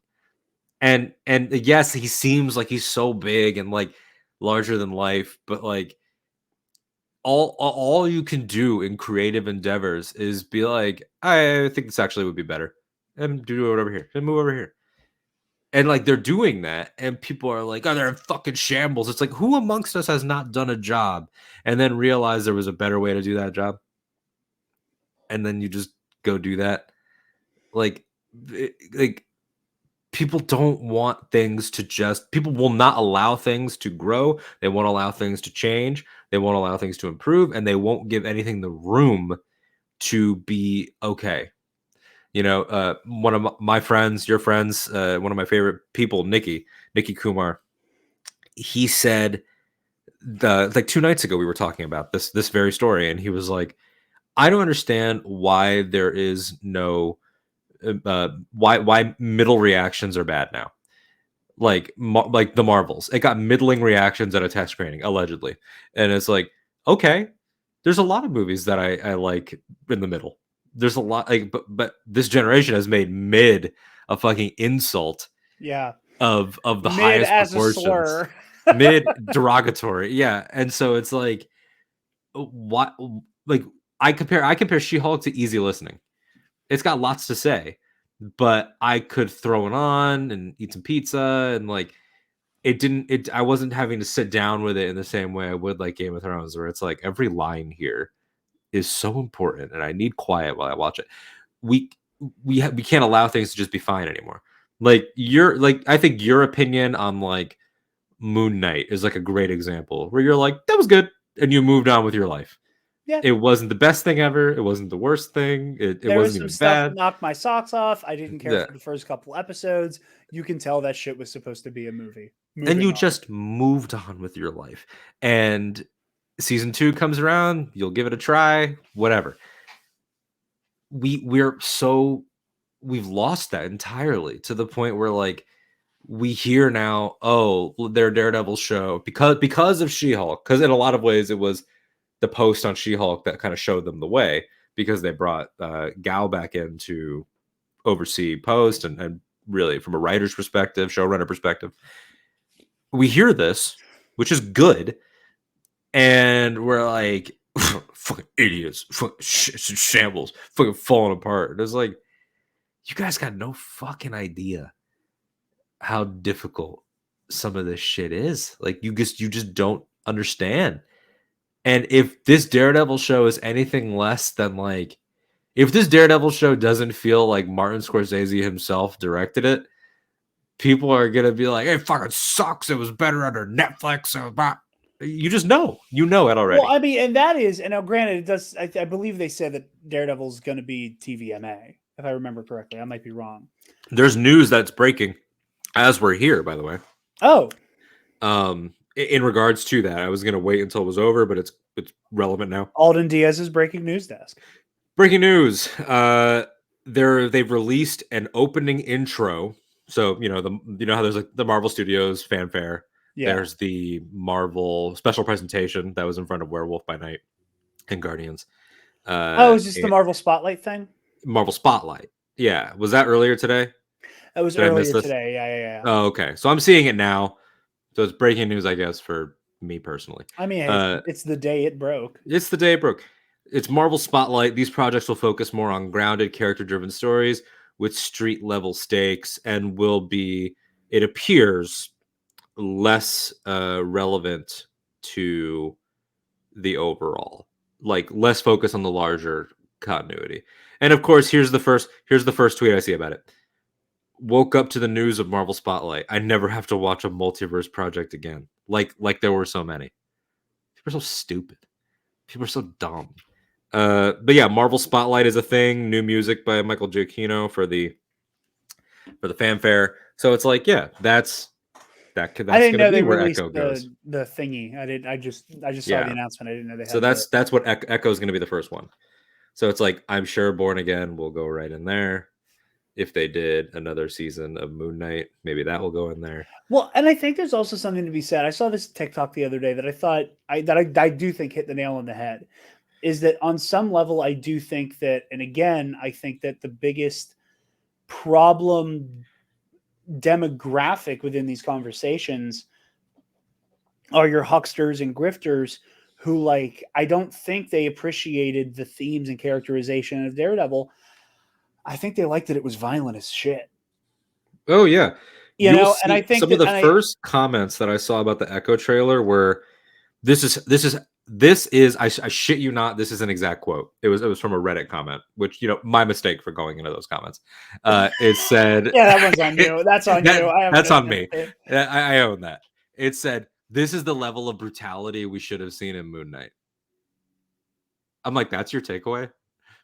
That's your takeaway. Nothing Also, Moon about Knight was fucking vicious. it was. It's like, so that's your takeaway. Nothing about Maya or her deafness or her relationship with Fisk or Native American culture or even Daredevil. Nothing about what happened there. Just the brutality I should have seen in another show. You people are bad at watching things. That's what I've been saying. All right, moving forward. All while Marvel was bleeding money with a single episode of She-Hulk costing $25 million, dwarfing the budget of a final season episode of HBO's Game of Thrones. But without a similar zeitgeist bang, the August 2022 series premiere at El Capitan foreshadowed what was to come 6 months later at the Quantum Mania Bow. The She-Hulk special effects were out of focus in multiple scenes. There are signs that the flood of product is leading to people to tune out.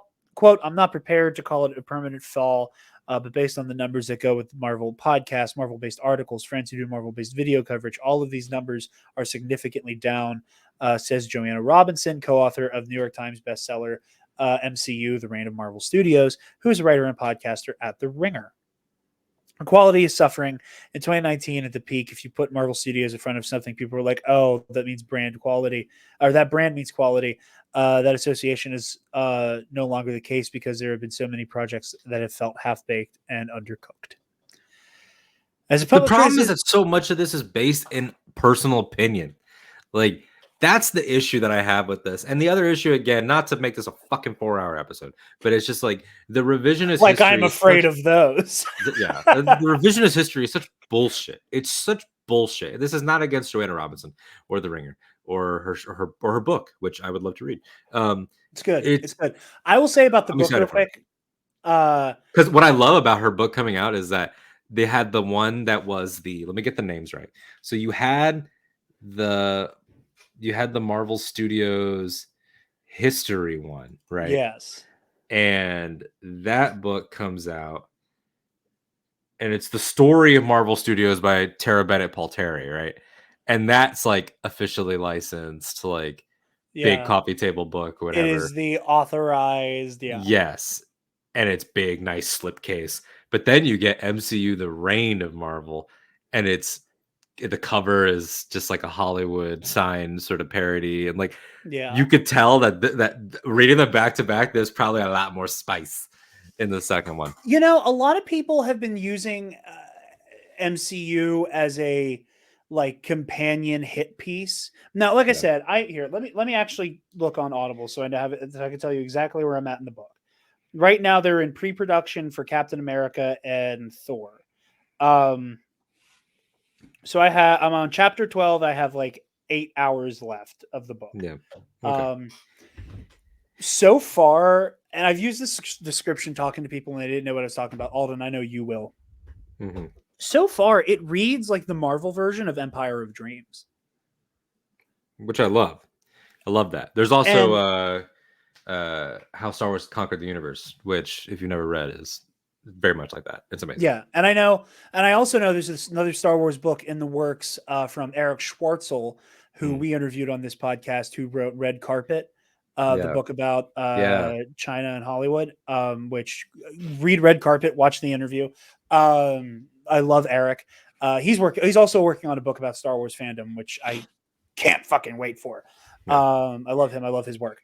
But in any case, like I only bring those books up to say and talk about the history. It's not against any of them, but it's just like it's so blatantly fucking untrue to act like people assumed that it was the stamp of quality. Like, I'm sorry, it's just fucking not.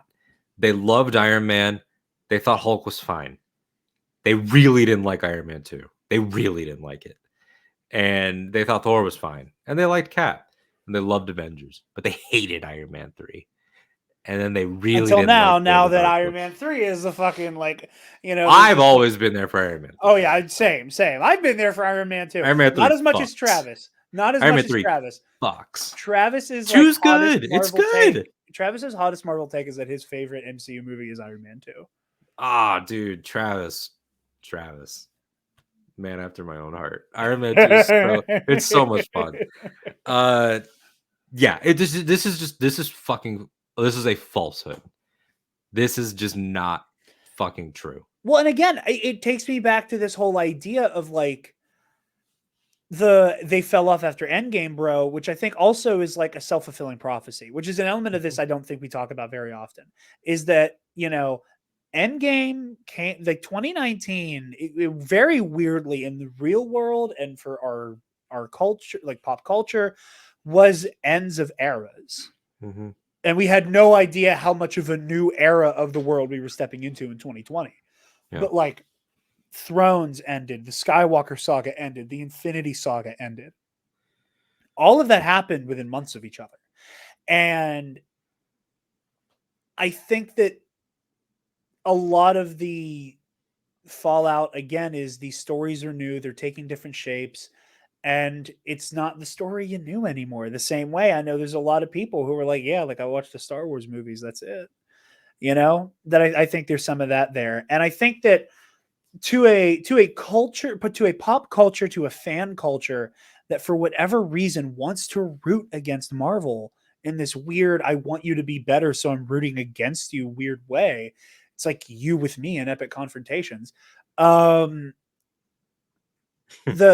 is that I feel like if something like Empire of Dreams came out today, people would use it as a cudgel to explain how Lucasfilm is falling apart. Mm-hmm. And again, like, and there are valid. I've seen some valid criticisms of Empire of Dreams about like, there are some things that are like very much disputed. I took that part of Empire of Dreams where they talk about how I love you, I know. For people at home, Empire of Dreams is this documentary about the making of the original Star Wars trilogy. I realized I did not acknowledge that. I took that moment of Irvin Kershner explaining how I love you, I know happened as gospel, only for years after Carrie Fisher's passing to find out that like she claims she came up with the fucking line, and Harrison Ford has like a slightly different story that has like weird inconsistencies with Kershner's, so like there's some stuff there that like, they kind of pad to have a better story to tell, and how, there's valid criticism of how it frames Lucas and certain entertainment guilds. Like, there's plenty to criticize there. That is just the nature of documentary storytelling. But all of that to say, if that came out today and it was made about, the sequel trilogy and the Star Wars stories or a TV show or two, it would be used as proof as to why Star Wars and Lucasfilm is dysfunctional. Mm-hmm. It would be used as like a see, and this is why Rogue Squadron's never going to see the light of day, or this or that or that. And I think that because that we are so hardwired, or that the conversation culturally is so hardwired to look at these things as like a net negative for some reason. Looking at the scrappy, we had to punch, kick, claw, scratch, bite our way into this shit working, and once it worked, we got to coast on that shit mentality as like a look at the dysfunction from the very beginning. Like I don't think the current Star Wars fandom could handle an Empire of Dreams. And I think part of that, and again, maybe MCU does take more of a negative bend towards the end, and if it does, like, that's the editorial right of the people who wrote it. But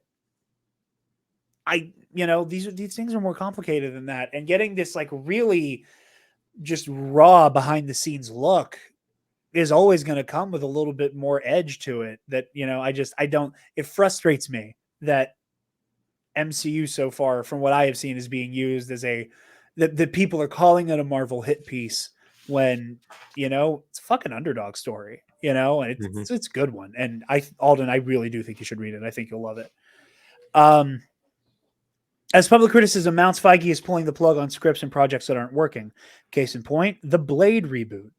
With Mahershala Ali signed on for the titular role of the Vampire Slayer, things look promising for a 2023 release date. But the project has gone through at least 5 writers, 2 directors, and 1 shutdown 6 weeks before production. One person familiar with the script permutations says the story at one point morphed into a narrative led by women and filled with life lessons. Blade was relegated to the 4th lead. Stop. I just want to. There's 2 things about this. One is the refutation, which came out after, but I just want to stop there. Blade being the 4th lead in his own movie is kind of dumb. It's not true, but it's kind of dumb.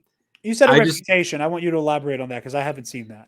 Yeah, so that part's not true. So we'll start with that. Again, this is why these articles piss me off, is because they'll get like the quality of like sourcing nowadays is just like, oh, well, my buddy told me. I was at a Hollywood party and my buddy told me. Sources like, close to my rectum say. Yeah. So Michael Starbury, he says, I worked on a draft of this film before the strike. So he's one of the most recent writers. He says, never saw a version where Blade was the 4th lead or that it was a narrative led by women and filled with life lessons. But I suppose a lot could have happened since I had anything to do with it. But he was in 99% of the scripts that I was a part of. So like the main character? Yeah, But here's the other thing that gets me. Narrative led by women and filled with life lessons. The fuck's wrong with that? Like, I love how they, especially the filled with life lessons. I'm sorry. That's a negative. This is so fucking stupid. So fucking stupid. Well, and I just want to say real quick that, I do not want to, I don't want to like, I don't want to imply that I think Tatiana Siegel is like trying to court like the fandom menace with this. I really do not want to imply that. However, in the same way that I criticize anybody with a platform, especially in like a legacy trade like Variety, that certain things when they float around is going to become like catnip for the shitheads. Mm-hmm. It needs to be on the record that like that's already a fandom menace talking point. Look at The Mandalorian. Look at this past season of The Mandalorian. Din Djarin shared more screen time with a person who wasn't a little green puppet. And people say he got backseated. Mm-hmm. Reva exists in Obi-Wan Kenobi. And we can unpack the racial fucking dog whistle there that people very irresponsibly throw out haphazardly. But like, that's a talking point of woman shows up, in particular, woman of color shows up, and that inherently emasculates and pulls focus from our male lead. It's stupid. And I think that, and I truly think that there needs to be a little bit more of an ear to the ground with this shit. That the phrasing here and the attention to detail needs to be more precise, especially if that's horse shit. Mm-hmm. Especially if that part specifically is fucking horse shit. Mm-hmm. And that's a big thing that frustrates me. Blade was relegated 4th lead. A bizarre idea, considering the studio had 2-time Oscar award winner Mahershala Ali. Blah blah blah. Amid reports that Ali was ready to exit over the script issues, Feige went back to the drawing board and hired Michael Green, the Oscar-nominated writer of Logan, to start anew. Just for the record, the guy who wrote Logan doing Blade. Yeah, he did Logan. He did Blade Runner 2049. Like, Go ahead. And now they want to. It's gonna be a big nut bust. Correct.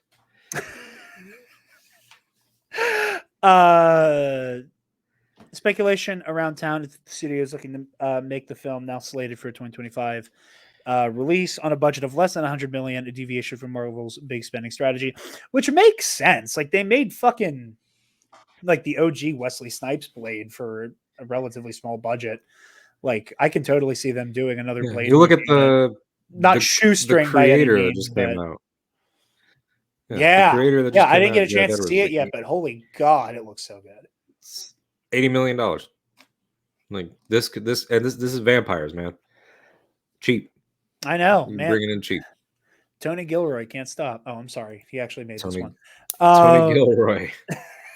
Tony Gilroy should do Blade. No shade to Gareth Edwards. I'm just being an asshole. It's the funniest joke in The Boys, hands down. With Iger publicly acknowledging the downside of a Marvel TV glut that, quote, diluted focus and attention, the keepers of the comic book empire are considering some dramatic moves. Sources say that they have been in talks to bring back the original gang for an Avengers movie.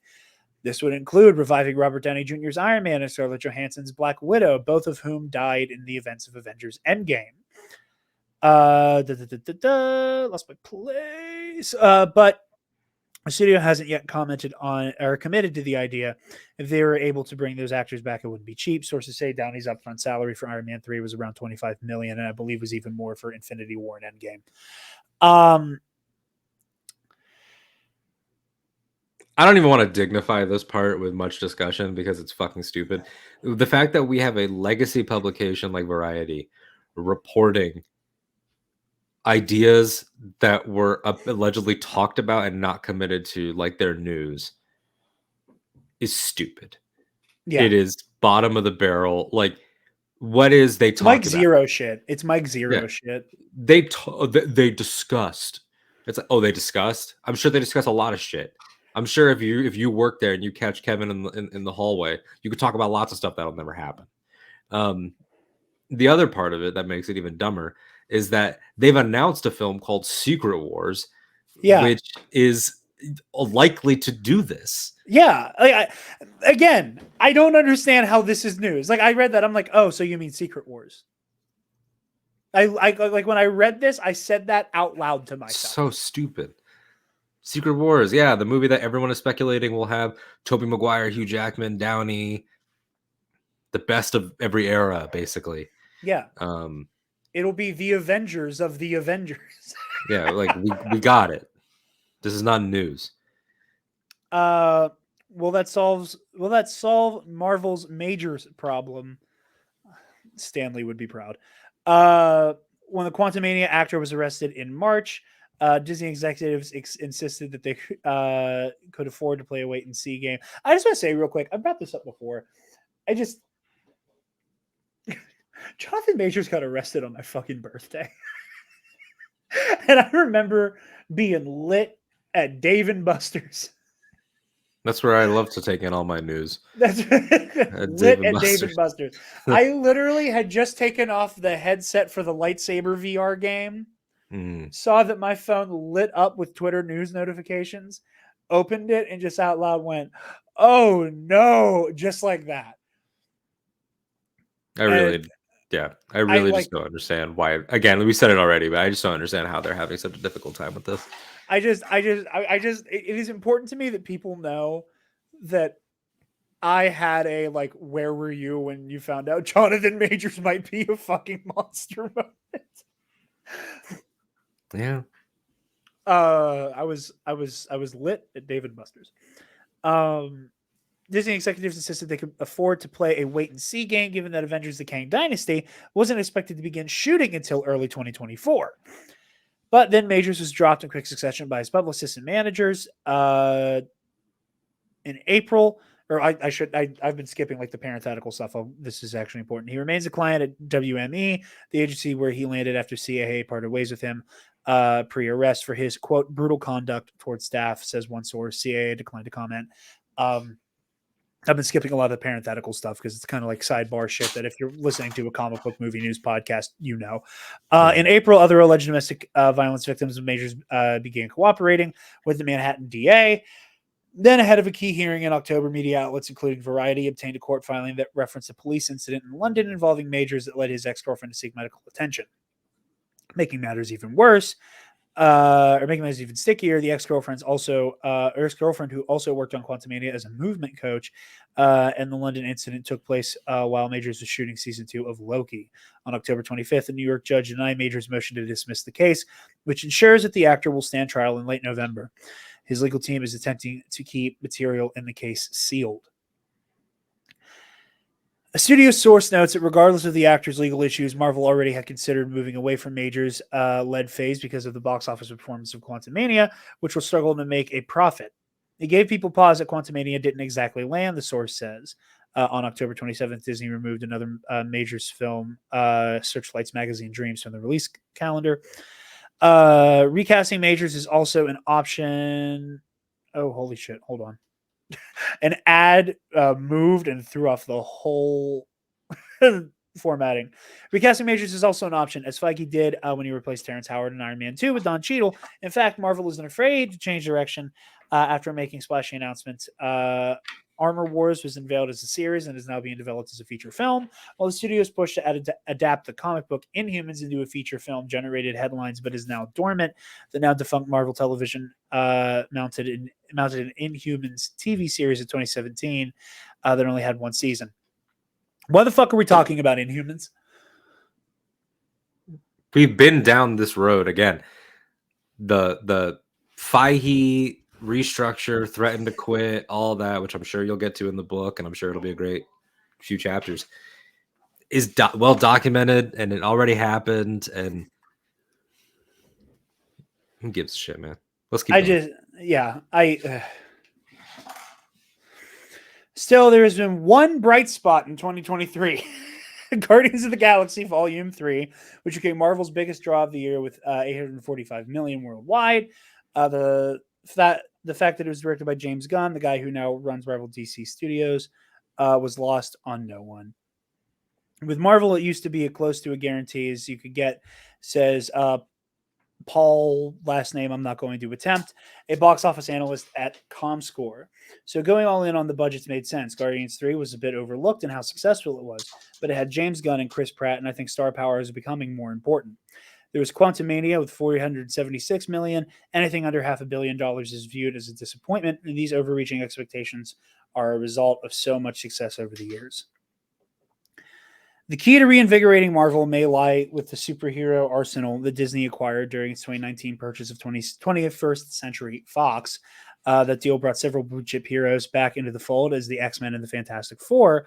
Already fans geeking out about the next year's Deadpool, which unites Ryan Reynolds, Merc with a Mouth, with Hugh Jackman's Wolverine, and a reboot of Fantastic Four slated for 2025. As a bonus, the Fox editions give Feige an opportunity to reimagine the X-Men franchise, the very property that he cut his teeth on as a young executive at Lauren Schuler Donner's production company. Now the WGA strike is in the rearview mirror. Marvel has started talking to writers about bringing the X-Men into the MCU fold. While Feige recalibrates, the rest of the industry is anxious, hoping that Marvel's best days are not behind it. Writing the Marvel obituary would be ill-fated, says Jason Squire, professor emeritus at USC School of Cinematic Arts and host of the Movie Business podcast. Kevin Feige is the Babe Ruth of movie executives, and Marvel has the most profitable track record in movie history. No question. End of article. Even not even talking profits, just like talking about any creative output, like there's always going to be that moment where you're like, oh, okay, some bumps, but then what's the next thing? But I look forward to the Kevin Feige produced X-Men film. That way we can have more revisionist history and we can act like the Fox era was perfect. Can't wait. Man, I cannot wait to watch people try to defend the incoherent nature of the Fox-Men universe.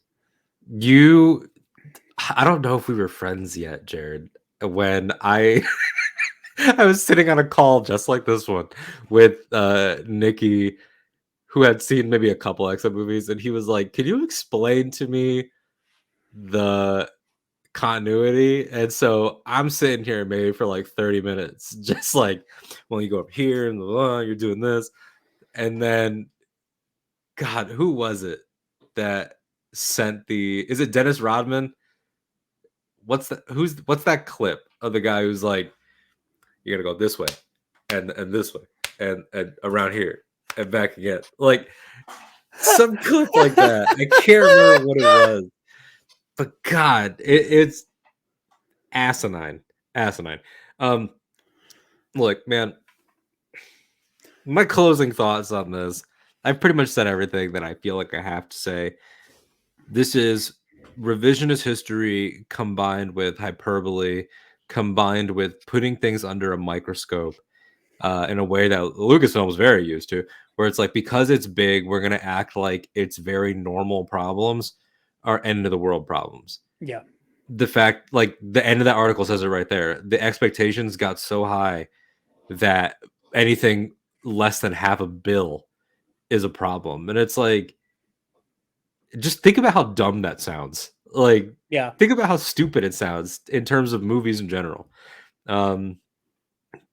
They did a phase full of increased diversity, full of experimentation with format, full of some stuff that worked fucking wonders, like No Way Home and Guardians 3 and Loki, and some stuff that didn't work. Secret Invasion, to most people. I'm sure there's someone out there that loves Secret Invasion. That's the thing, is that you hate to talk about the stuff like it's facts, because it's not, it's opinion. There is somebody out there that's like, I love that show, and they don't care and they don't know anything about any of this, and that's great, and I'm happy for them. And none of this is like zero-sum game. None of it is so binary. This is dumb. And if you're more concerned about movie business than you are about understanding movies, then you're never going to be happy. That's my ultimate message to teen app viewers and film people on the internet, is just like, this stuff is so constantly moving all the time. Like the Guillermo del Toro Jabba the Hutt movie, like that existed in a form of having a script or whatever. Okay. And then it didn't happen. Like, so many ideas don't happen. This is just the business. It's a miracle that any movie ever gets made, which is why he can say that Kevin Feige is the Babe Ruth of being movie producer, because he is. He's still a young guy, and he's got this incredible track record. And again, he doesn't need me to defend him, but it's like, it'll be okay. So let's say the Marvel, and also let's, what's gonna be really fucking hilarious? If the Marvels is a fantastic movie. Yeah. That's gonna be really fucking funny when the Marvels becomes like the MCU's underrated gem. That's gonna be fucking funny. We already know it's their shortest movie. I mean, hey, I'm already willing to argue that Captain Marvel might be one of the underrated gems. I am lukewarm on Captain Marvel as a movie. I think it's fine. I think it's probably bottom third for me, but still a good movie. Like, it's fine. I love Carol. So that's She's cool. Part of it for me. She's cool as fuck. And I love the Rambos. I think the Rambos are great. This is all so nothing. This is what happens when you, like, we've seen this happen with individuals, and now we're seeing it happen with a company. My ultimate example is Taika Waititi. Yes. Taika Waititi is, as a man and as a creator, what happens when your indie band or indie rapper gets too big and then you say they sold out, and then you turn on them and you hate them. He's gone through this cycle now, and he had some indie films, and then What We Do in the Shadows gets big. The film version gets big. He gets Ragnarok, and it's like, he injected life into it, he invigorated it, and this is what it needs. And then he rides that high, goes and makes a fucking Oscar caliber movie, wins the fucking screenplay Oscar, comes back, and now he's got What We Do with the Shadows, the show that he executive produces. Our Flag Means Death, he executive produces and stars in. All these plates spinning, shoots a movie here that's finally coming out. Next Goal Wins. And then he's like, I'm going to do another Thor. And it's going to be all that shit you said you loved about the last one. I'm going to give you more of it and some romance and some wacky shit. And then people were like, this guy's a hack. He was never good. Sell out. Don't like him. That's just how people are. Yep. People are just like that. I don't know why, but what is it in Raimi Spider-Man? Like, they want to see a hero fall. Like, One that's what thing it these is. people love more than a hero to see a hero fail, fall, die trying. Die trying. In spite That's of everything it. you've done for them, eventually they will hate you. Mm-hmm. That's what. So Fahey and his whole company is going through that now. You know what's curious though? In this whole article and all the discourse about it, everything about it, not one. I swear on my life and my dog's life, I have not seen. I'm not saying they're not out there, but I have not seen a call for his job. Yeah. I have not seen anyone say Kevin Feige needs to be removed or fired.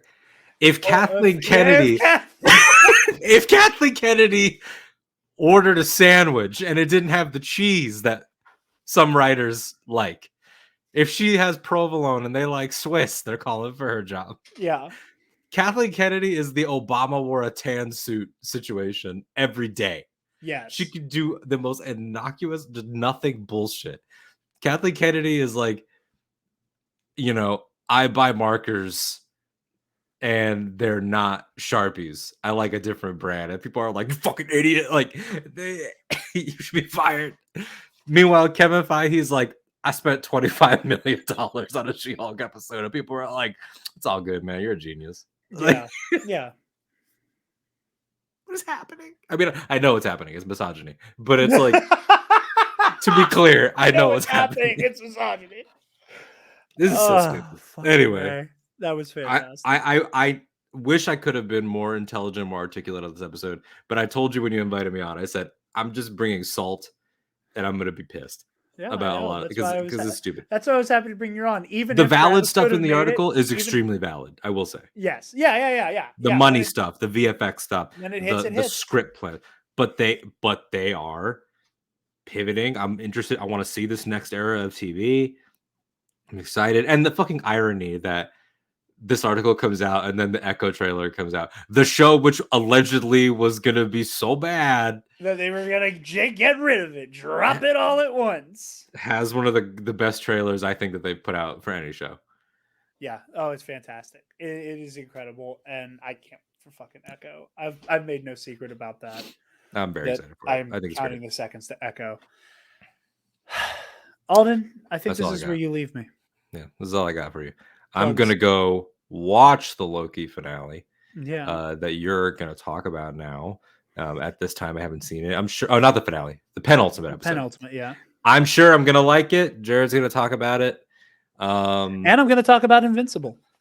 I'm still like in that strike navigation territory. This conversation I didn't consider to be like promoting or reviewing a thing. We're talking about people talking about things. Yeah. So I was happy to be here. I'm excited for it. And thanks for having me. Yeah. Plugs? Yeah, you can find me at that Alden Diaz, and you can find me at Octo Radio, AHCHTO Radio. The new show, Anytime with Ken and Alden, is everywhere at Anytime on Air. We're really excited for it. It'll be Fridays, and we wanted to pick a time slot that could hit our different audiences. So I was going to say, I don't know if you mentioned it earlier. That's live, right? It's going to be live, broadcast live, and then is it going to end up in podcast feeds, or is it going to live on YouTube? Yeah, so it's live broadcast, live to tape. Also on podcast feeds. It's not going to play in a way where it's like if you miss it live, it's not as good. It's not going to be that kind of show. Audience interaction will happen. Yeah. Super chats will happen, but we definitely want it to be like it's a live show. But if you catch it later, great. Dude, I can't wait. I'm very excited for it. This is the moment. I'm just very excited. Alden, listen. Alden is my friend. He is one of my best friends, and I love working with you. You're also one of the best that do this. And thank you. Obviously, do I still have the background in here. I don't remember if I got rid of it or not. And obviously, I'm a fan of Ken Knapsack. So Yeah. so I'm very, very, very excited for this. It's going to be a It'll be part of fun. it's going to be a part of my Friday routine now. It's going to be knowledge fight and then anytime. It's going to be a lot of fun. I'm excited for it. 11 a.m. Pacific, 2 p.m. Eastern, which puts us right at dinner time in England. So around 7 over there, I believe. Really excited. Which by design, it's not mornings, it's not afternoons, it's not evenings, it's anytime. And so That's also genius. That's also, damn, you guys are good. But yeah, Alden, thank you. Oh, also, Ionized Bastard season 2 is coming soon. Season 2 coming soon. Season 2, get Thaw more Sheems. There's more. Was that like a Get Shorty reference? There's more EC, of course. You'll plug the rest of it that we both appear on. So have fun talking about TV. I'm gonna go play Jedi Survivor. Go play Jedi Survivor. Go save Kobo. Goodbye, sir. Little Mando cameo at the end there. So yeah, TV talk. So we missed the last 2 episodes of Loki. We weren't able to talk about that because Spider-Man kind of dominated the time there. I am lucky because I missed talking about it and watching it last week that I kind of got to not have to live in the void of the cliffhanger. But I traded one cliffhanger for another with how spectacularly the penultimate episode ends. But no, I absolutely love these past couple episodes. I love the doomsday nature of it all. Again, everything we've said about Jonathan Majors up to this point. Victor Timely is a scene stealer, and I'm not going to not talk about it because it would be disingenuous to do so. I thought the way he was written and directed was really, really cool, though. I really like the idea, and we talked about this the last time, that Timely, he's kind of this like scoundrel savant guy, and a lot of that fascinated me because it's kind of it's a hybrid of archetypes you don't typically see come together like that. And there's kind of this element to him where you're not quite sure what side he's going to land on. He's just kind of going with whoever's not actively about to kill him. So the scene we get where he gets nabbed by Brad Renslayer and Ms. Minutes, I was fully I didn't know what to expect from him. And then he snitches. He's a rat. And I love the way that I didn't know I could believe in Victor Timely until it was too late.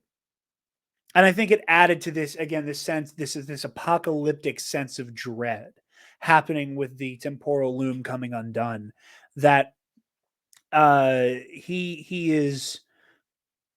has that moment of time to be brave. I have to do it.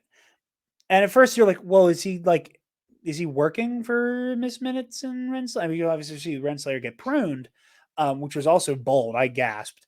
But we see Renslayer get pruned. I'm like, okay, maybe he's like working just for Miss Minutes, or like they'll pull some shit the same way they pulled Loki from the loom while it was unstable when she got pruned, or when Loki got pruned and they pulled him out in the first episode of the season. So when he just full-throatedly is like, no, I'm going to be the hero. I'm going to do the right thing. I was like, okay, what's your angle? And he charges out there, brave spaghetti. Goddamn. Incredible. I also, over the course of these 2 episodes, I love the ethical conversation that's happening about the TVA. I don't know, I don't know much about Mass Effect. But in some private conversations had between myself, Eli of In a Galaxy and Epic Confrontations, and Michael McCoy, All Remaining Systems, and Alden, who they got Eli into Mass Effect recently, and they love to make jokes about how one of the specific endings of the 3rd game, they're like, we know Jarod would pick this ending, and we know your rationale for it. And I think it's Control is the name of the ending. I can't remember. But I love that kind of moral complexity of like of Loki having to grapple with the very ethics of the existence of the TVA, and how he is trying to figure out, well, I don't want to do these like mass casualty events of pruning an entire timeline. I think that's abhorrent. But also somebody needs to like keep the train on the rails.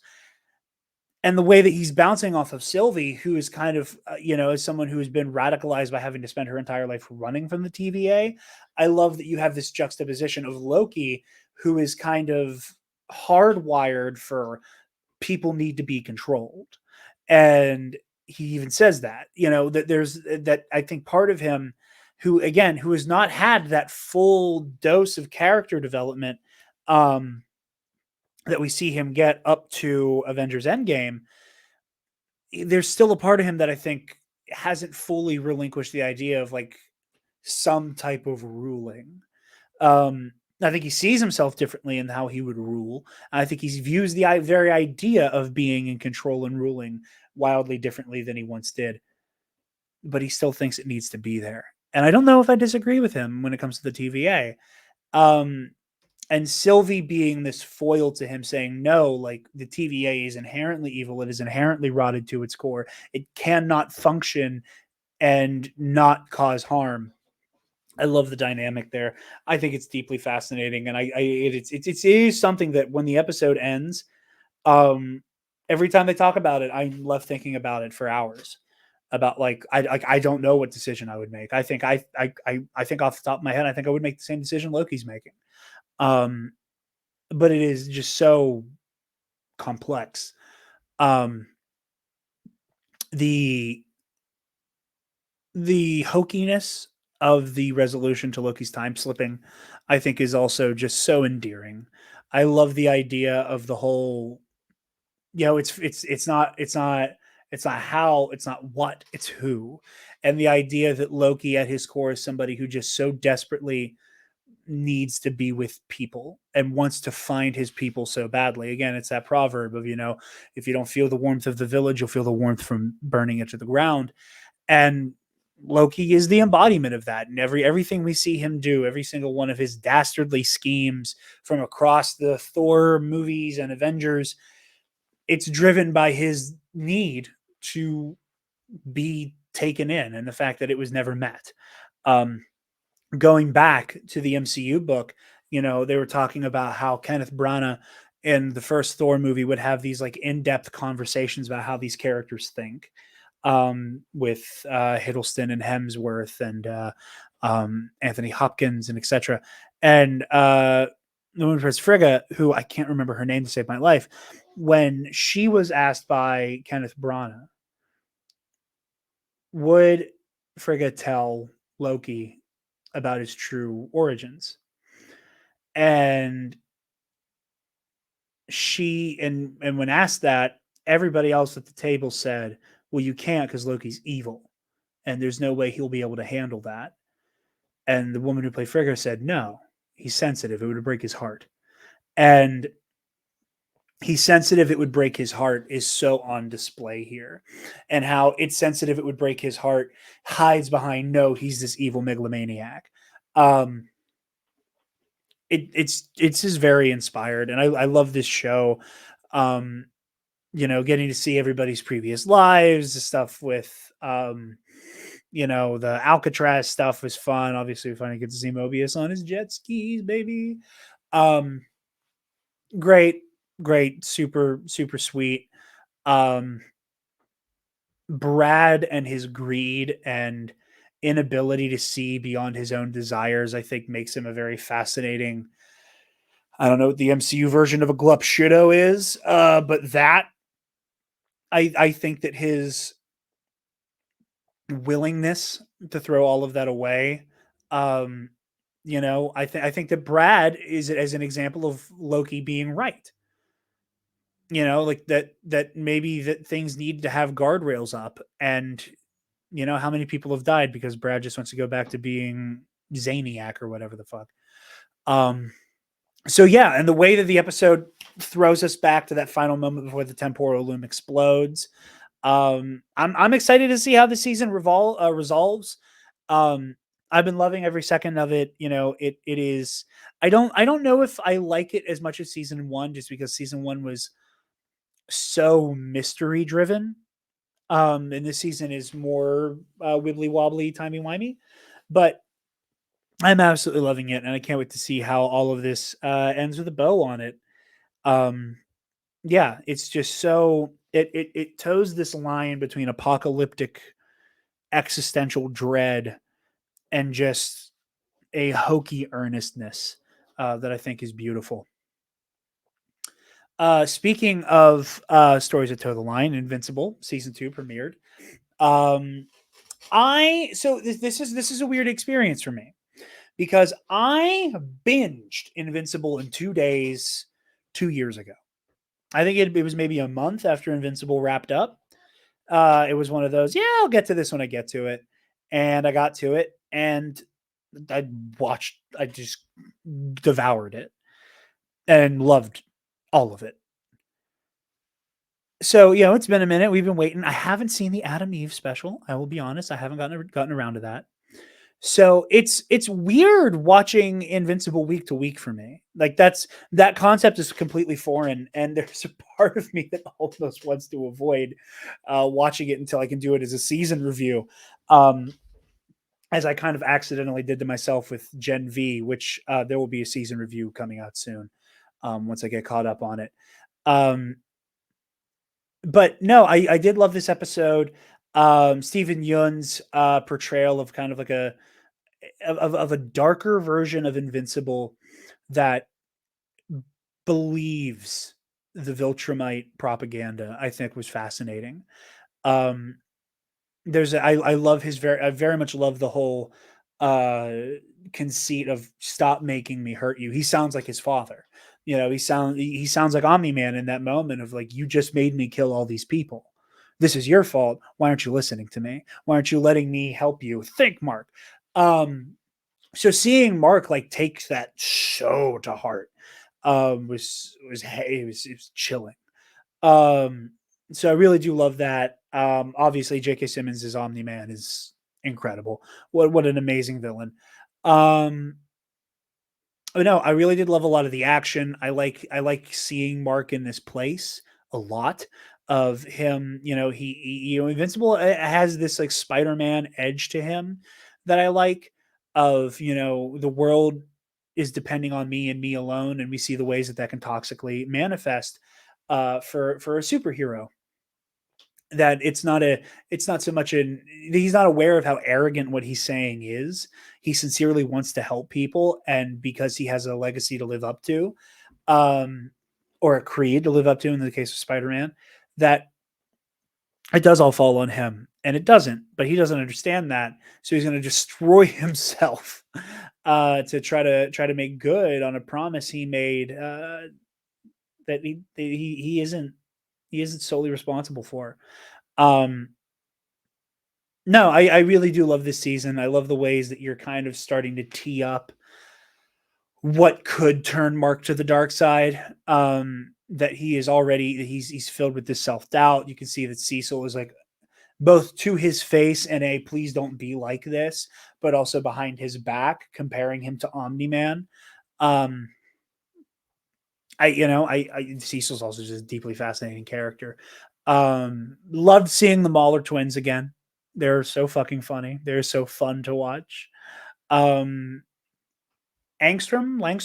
I can't remember Sterling K. Brown's character's name. The multiverse portal guy. That's really interesting. I've not read the Invincible comics. I'm not going to pretend I have any familiarity with the source material. The performance is great. I'm going to need a little extra selling on the motivation. Because from at first glance, you're dealing with somebody who was told, don't take off the helmet. If you take off the helmet, it'll fuck everything up. This person then takes off the helmet and then is angry that he did and made that choice himself.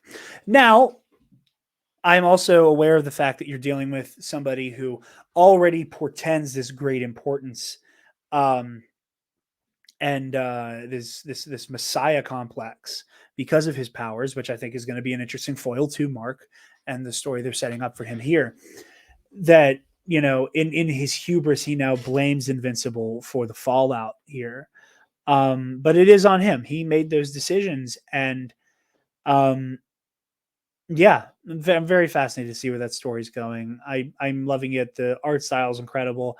I really did love the bait and switch with all of the because he's invincible, and they just say it, and they don't do the title card splash, which I thought was clever. I thought I like the way that it feels like as the episode goes on, they pause longer and longer to let it linger longer and longer.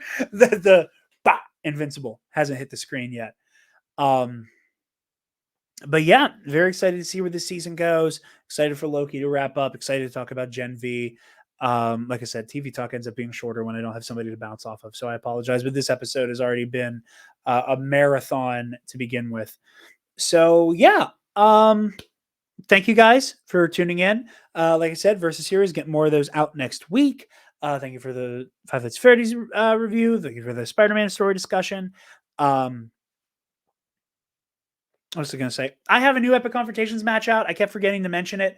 It's me versus a mystery former Schmodown competitor. It was a great match. I think you should all watch it. My team that I manage, the By Republic, has a match out. Go watch that. And stay tuned to Epic Confrontations because a championship match is coming soon. And there's also going to be a fun little thing involving another member of Team TNAP on EC in the coming months. So stay tuned for all of that. Like I said, Ionized Bastard Season 2 is going to be starting soon. Fabe and Martel Mark II is done. I believe Michael's sitting down to make Zuzo Yort Mark II with Dan soon. Alden, I think, has to finish up a couple of the newer mechanics because we switched to Star Wars 5e. So Thalborn needs a touch up. But yeah, Bastard Season 2 is on the way. So stay tuned for that. And you can find me at Twitter and Instagram at DarkJedi2552. You can find the Nerd Academy podcast on Facebook, Twitter, Instagram, YouTube, wherever you get podcasts, and on our website, thenerdacademypodcast.com, where if you're feeling generous, you can donate, you can get your hands on some TNAT merch. T-public.com. Click on that student store link, get access there. And if you're feeling generous, you can donate to our Patreon. Hey, give me $1. Speaking of our patrons, thank you to our $10 alumnus, Keandre Lloyd. Colin Provolone. Sir. So good.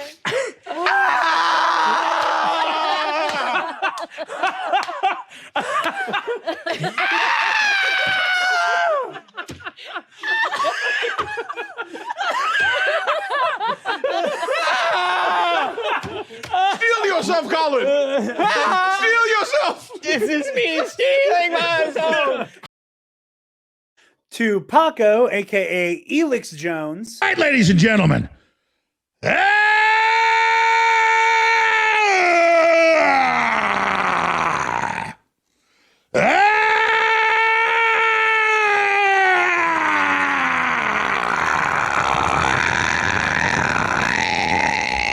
From the front lines of the information war, it's Alex Jones.